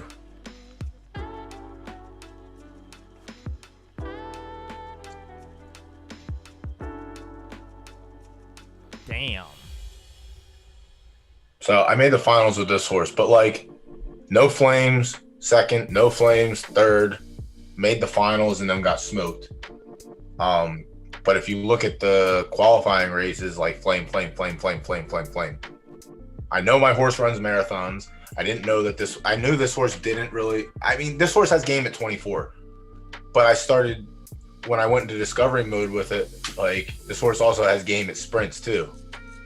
It's kind of fucking tilting, if you don't mind me saying. Cuss all you want, man. I cuss up a storm. God, dude, I hate it, man. I tried to discover this horse and I discovered that I tried to mess up his discovery and it kind of worked. But it shot me out in class 3, which isn't terrible, which is where it was before the reset happened. So like one of them worked, but I had to try and make it work. But yeah, like this horse, 20, it's a U at 2,400. Dude, I got to figure this horse out, man. this horse has been a headache. Like, look at the horseshoe.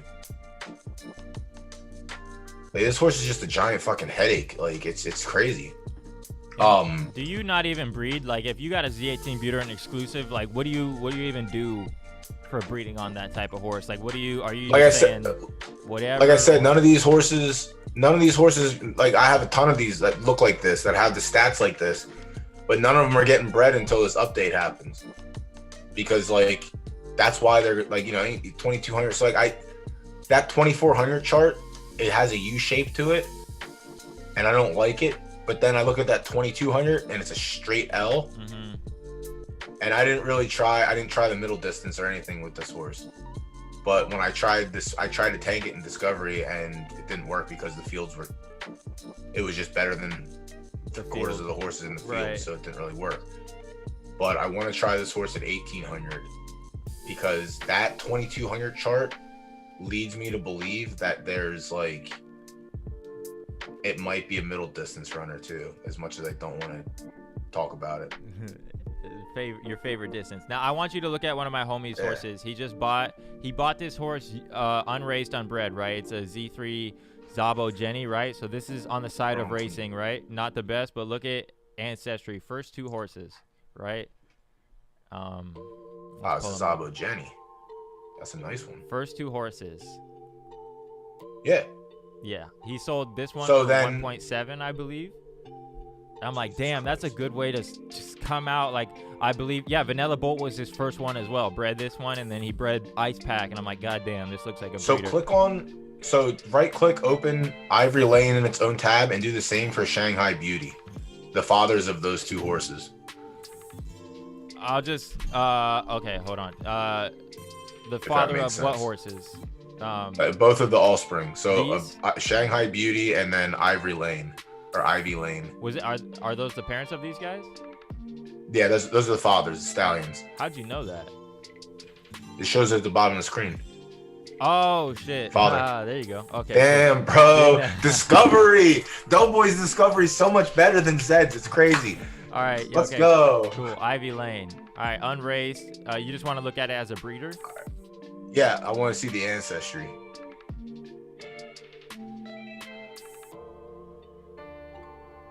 All right. I mean, it's a Nakamoto. That's what you expect to see. All right. So this horse has bred monsters already. Ed Reed on its way. Yeah. So there's a Z1 doing Z1 things. 100 high lane, 19% winner, 191 races. Jesus. I know. Yeah, Newton. this horse is. Yeah, Berserk. Yeah, Newton's a good horse. He's up in class 1. Or he's in class. So, but this is a Z1, you know what I mean? Like, if you see that kind of chart on like a Z8 or something, then now we're talking about something spectacular. But when you see Z1, like, this is kind of what you expect, essentially. So yeah, all right. So Vanilla Bolt is juicy. Prawn Queen, put with a great stallion, gives you great offspring. So now if we look at the other one, the other setup, Ice Pack. Shanghai Beauty. So this is another Z1 father. It's coming out hot as a racer, unless that's only Discovery. Yeah. 0.04 profit. I guess that's from Discovery, you know? So then, yeah, so there's another one. But again, this is a Z1. This is what you expect when you have a Z1 stud. So he's a Z4 or Z3, I guess, or whatever it was. Either way, like, he could have stayed with a Z3, but he went up the ladder to find something, and if not terrible. And then you look at this. All right, so New Year horses and Dingaling breeding. Yeah, Sub-Zero. Yep. Or Sub-Zero. Sorry. Yeah, so like this is the deep stuff you get into, and you see all this. Like Tuesday when I started the stream, there was a horse Finn, that has made the marathon finals a few times now, I think. And I clicked on Finn on the stream and I looked at it and I was like, damn, this horse is nice. Let me look at the breeding. And I looked at the stallion and I said, okay, this stallion's nice. And I'm scrolling down and then I see Banner. Banner's one of Tish's horses that he has. And that horse is a fucking great, what was a great money racer. Then I scroll down a little bit more and then I see another horse that Zook has. And I scroll down a little bit more. I'm like, okay. So like I'm just discovering things by just clicking and looking and doing all of this that most other people don't really like to do. Take that so time. You can see. Yeah, dude. I mean, you know, it is what it is. It might be long and you know what I mean. Like my process is obviously long, but I like to show and see all my work when I do it, and that's just that probably transfers over from my professional world too. Like I'm not gonna serve fucking raw chicken. You know what I mean? I gotta test that shit. I gotta see what it looks like. I gotta make sure everything's good. Check the temp. So you know. But yeah, you got to do multiple things to get the success. You don't just create something and overnight you're a winner. 100%. Someone said, weird watching this stream and then Killjoy's toy is in my race. So random. That's funny. Nice. Where did he go next with that horse? Danny, I was going to say you could try 16 and 18 as well. Or try 18 and see if it wins or something there. But the problem is, man, if you keep winning with that horse in Discovery, you're going to discover that you're not going to have fun. Ryan, you made it to the finals, dude, and you went up against some monsters, so you can't really get mad at losing flames in this one, but Breathless Edge sold for 100 ETH. Like, you had some monsters in here. Terms of Engagement, monster horse. Terms is one of the better tournament horses on the platform. Serve AR Song is a great paid racer. Like, Finn, the horse that ran second, that's the one I was just talking about. Like, that horse is just bonkers. I'm pretty sure it has I don't know. The kid is also, the kid's a Z2 Genesis, but the kid's a nice racer as well. All right, we'll check Killjoys and then we'll bounce out of here. That's really interesting. Very left leaning with just no flames at all still. Only 3 races, but still everything's ahead of 6. Yeah. Interesting. Finn is a very good horse. Cabaret, that's one of my new art. All right, I got you. We'll look at this one and then we'll bounce out of here. Yeah, that was. Yeah, dog. If I get out, are you streaming tomorrow or no? Yep. Yeah. You're more than welcome. Tomorrow might be whenever you want. Tomorrow's gonna be a weird fucking day, cause I'm gonna get done. Hopefully, I get done as early as I did today, so I can not waste time doing a job that I don't have fun doing. I can come home and do shit like this that I do have fun doing. But I know Lacey has her Friday night stream, her tournament stream. I think she goes from like 4:30 to 6:30. And then we have a stream. I'm supposed to be putting... I got to put a tournament together for tomorrow night. Like a little flash tournament. I know you aren't much of a... You got diamonds, so it's not going to be a diamond eligible tournament, so you might not have say. But I was thinking of doing...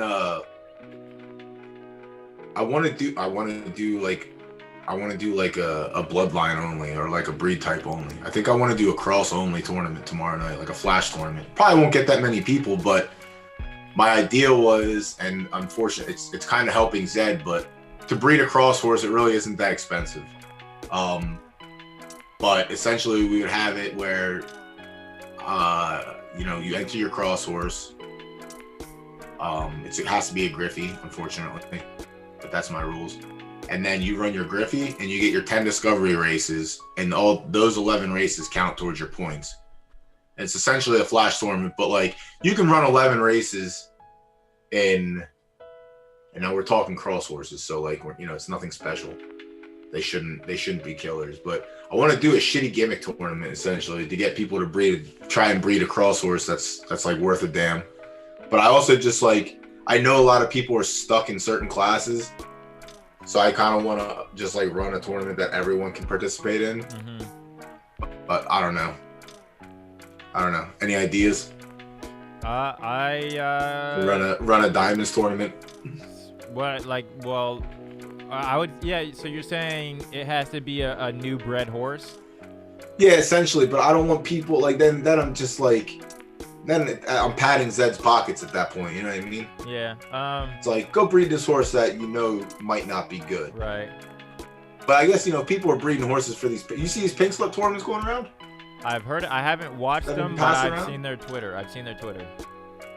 Yeah, some of them they were going nuts last week. There were some wild ones in there, but I gotta see. I want to do a 20 or a sprinters only or something like a distance prep only tournament. I fuck with it. I don't know. It's gotta be something fast for tomorrow, something we can get done in 2-3 hours. But yeah, tomorrow I'll probably come home at 1. If you're streaming, I don't give a shit, dude. I'll jump on. I'm always down to stream. Yeah.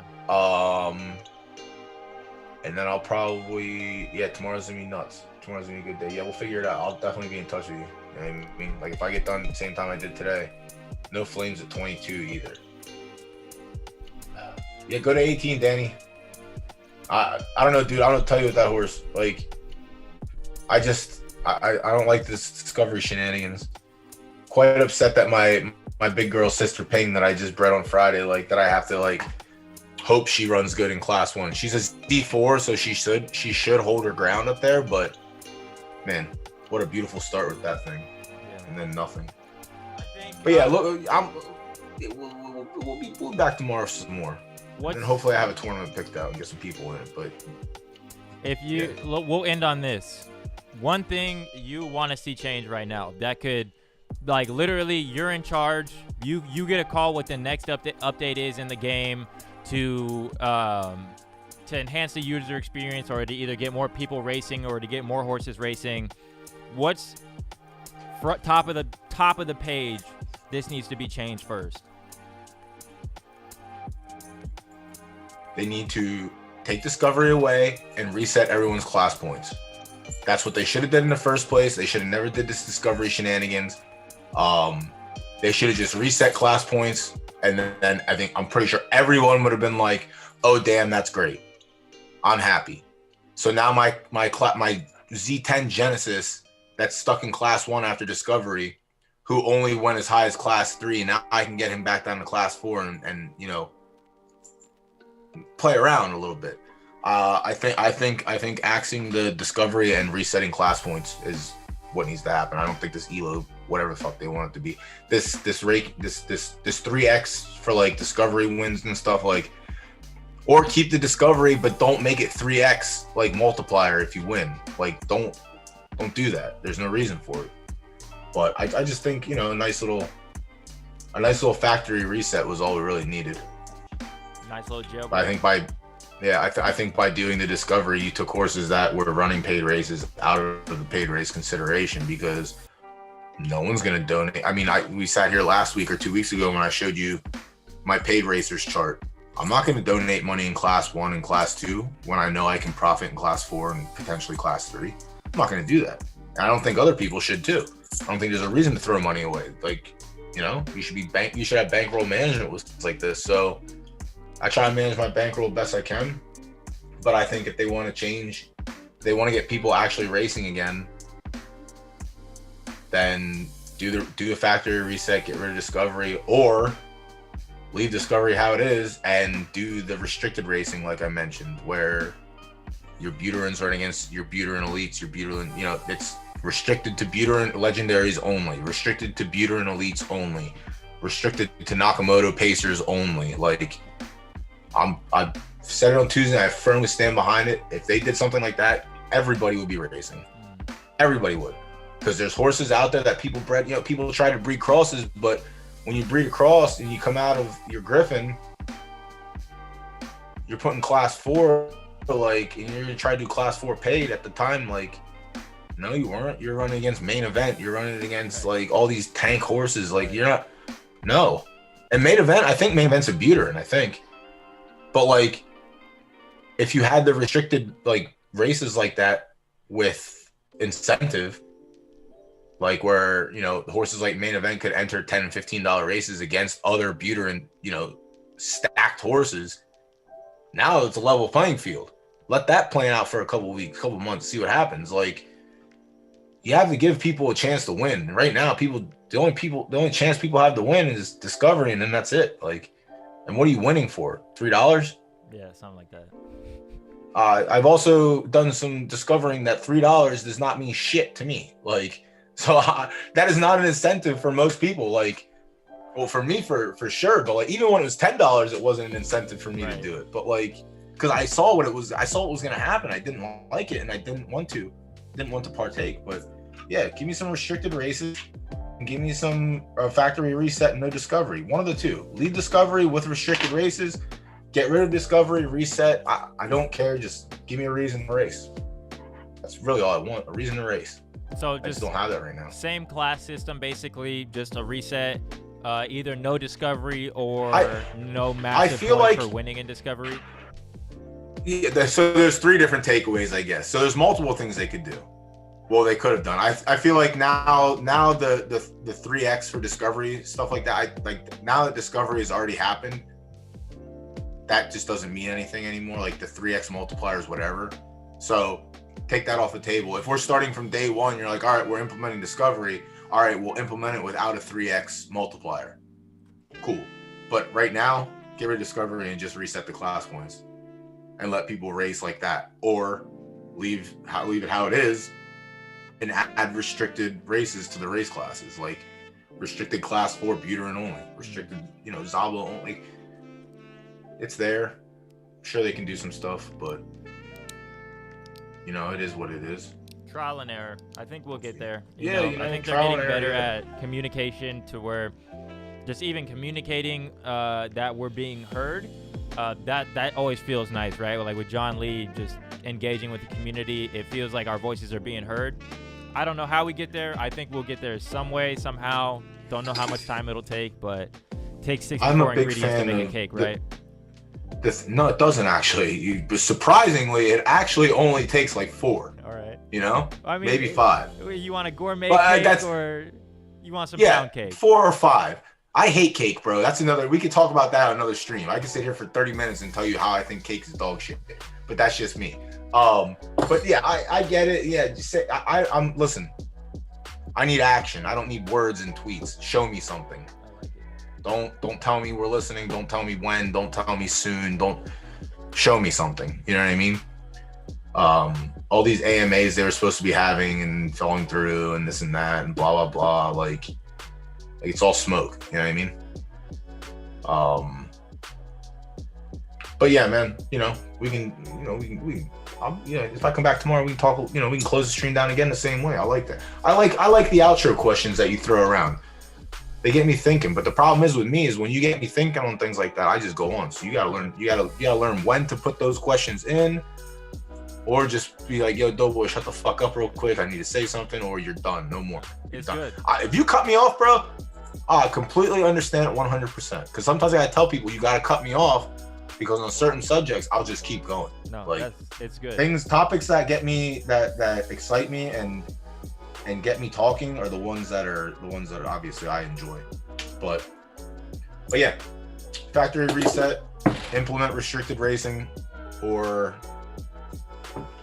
I don't know. Cool. Where can people watch your tournament tomorrow?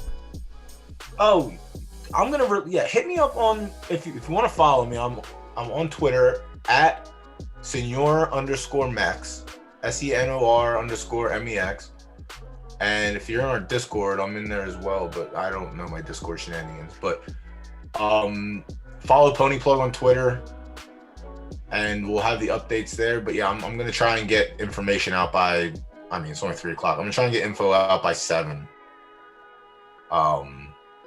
I just haven't had time to sit down and think about what I want to do. I think I want to do some sort of like bloodline only tournament for the night. Hit me up. Figure it out, something small. Yeah, just tell me the bloodline and I'll breed something and then fuck it, we'll make some content out of it. But sweet, I appreciate you coming on, my man. Always welcome back. Yeah, dude, appreciate you having me on all the time. Yeah, this is way better than just talking to myself for multiple hours. Listen, man, it's always nice having someone to bounce things off of, theories, ideas. You know what I mean? Like, it's good. That's what gets the creative juices going. You know what I mean? Ideas. You can't. Some people are blessed. Like with me with cooking, I'm blessed. I can sit in the kitchen and make whatever because I don't need anyone's ideas. I don't need anyone's small talk. Essentially, I know I'm good at what I do, so I don't need you to tell me I'm good. But when it comes to stuff like this with this game, there's so many different angles to come from. You know what I mean? There's so many different ways to play. So having this, the idea bouncing, and the theory sessions and stuff, it's a good thing for this. Yeah. So 100%, because it helps. It helps the umbrella of people, right? Everybody's gonna play a different game. Avin, I also want to try and keep it affordable too. You know what I mean? To breed with Nox still is it's still a couple $100. You know what I mean? If you try and breed with Finny crosses and stuff like that, it's cheaper. But I want to try and keep it affordable for everyone. And then potentially when they fix like the breeding, or when they put the breeding algo in, maybe I'll do. Or shit, maybe they do, you know, knock elite tournaments, maiden tournaments, you know? There you go. Maybe someone just listens here. I'll just give you the recipe. You guys just write it down and follow it. That's it. There you go. But yeah, we'll figure it out. I'll probably tweet about it from Ponyplug. I'll tweet about it from my account. I'm gonna try and get it up by 7. But yeah, I just want to make it, you know, for a Friday Night Flash tournament, something affordable, something fun. I know people like breeding. I mean, I would probably breed a horse for it. But yeah, you know, we'll see what happens. But yeah, thanks for having me up. I'll hit you up tomorrow, and you know, maybe we'll have some more things to talk about. But yeah, other than that, I appreciate you having me up all the time, homie. It's always good times. Thanks for coming up. We killed 3 hours like it was 20 minutes, so I appreciate you, dog. Yeah, dude. Yep, no problem at all. Yeah, I'm actually gonna bounce out. I gotta go let this dog out real quick. But yeah, I'll hit you up tomorrow and we'll get back at it, all right? All right, have a good day. Chat, take it easy. Yep, later, Holmes. All right, that's it, guys. Shout out to Doughboy for coming on. That was much appreciated. It's always good. Always good. Now let me see if my intermission screen works. Nope. Try to do the intermission screen. It doesn't work. Let me pull the camera back up. Bang, bang. Bang, bang. All right, cool.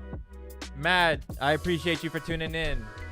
No problem. My pleasure. I'm sure Doughboy would say the same thing. I enjoy it. I enjoy doing this. I have a good time. I enjoy you guys showing up. I appreciate all you guys. We'll be back tomorrow with who knows what. Might have Doughboy up again.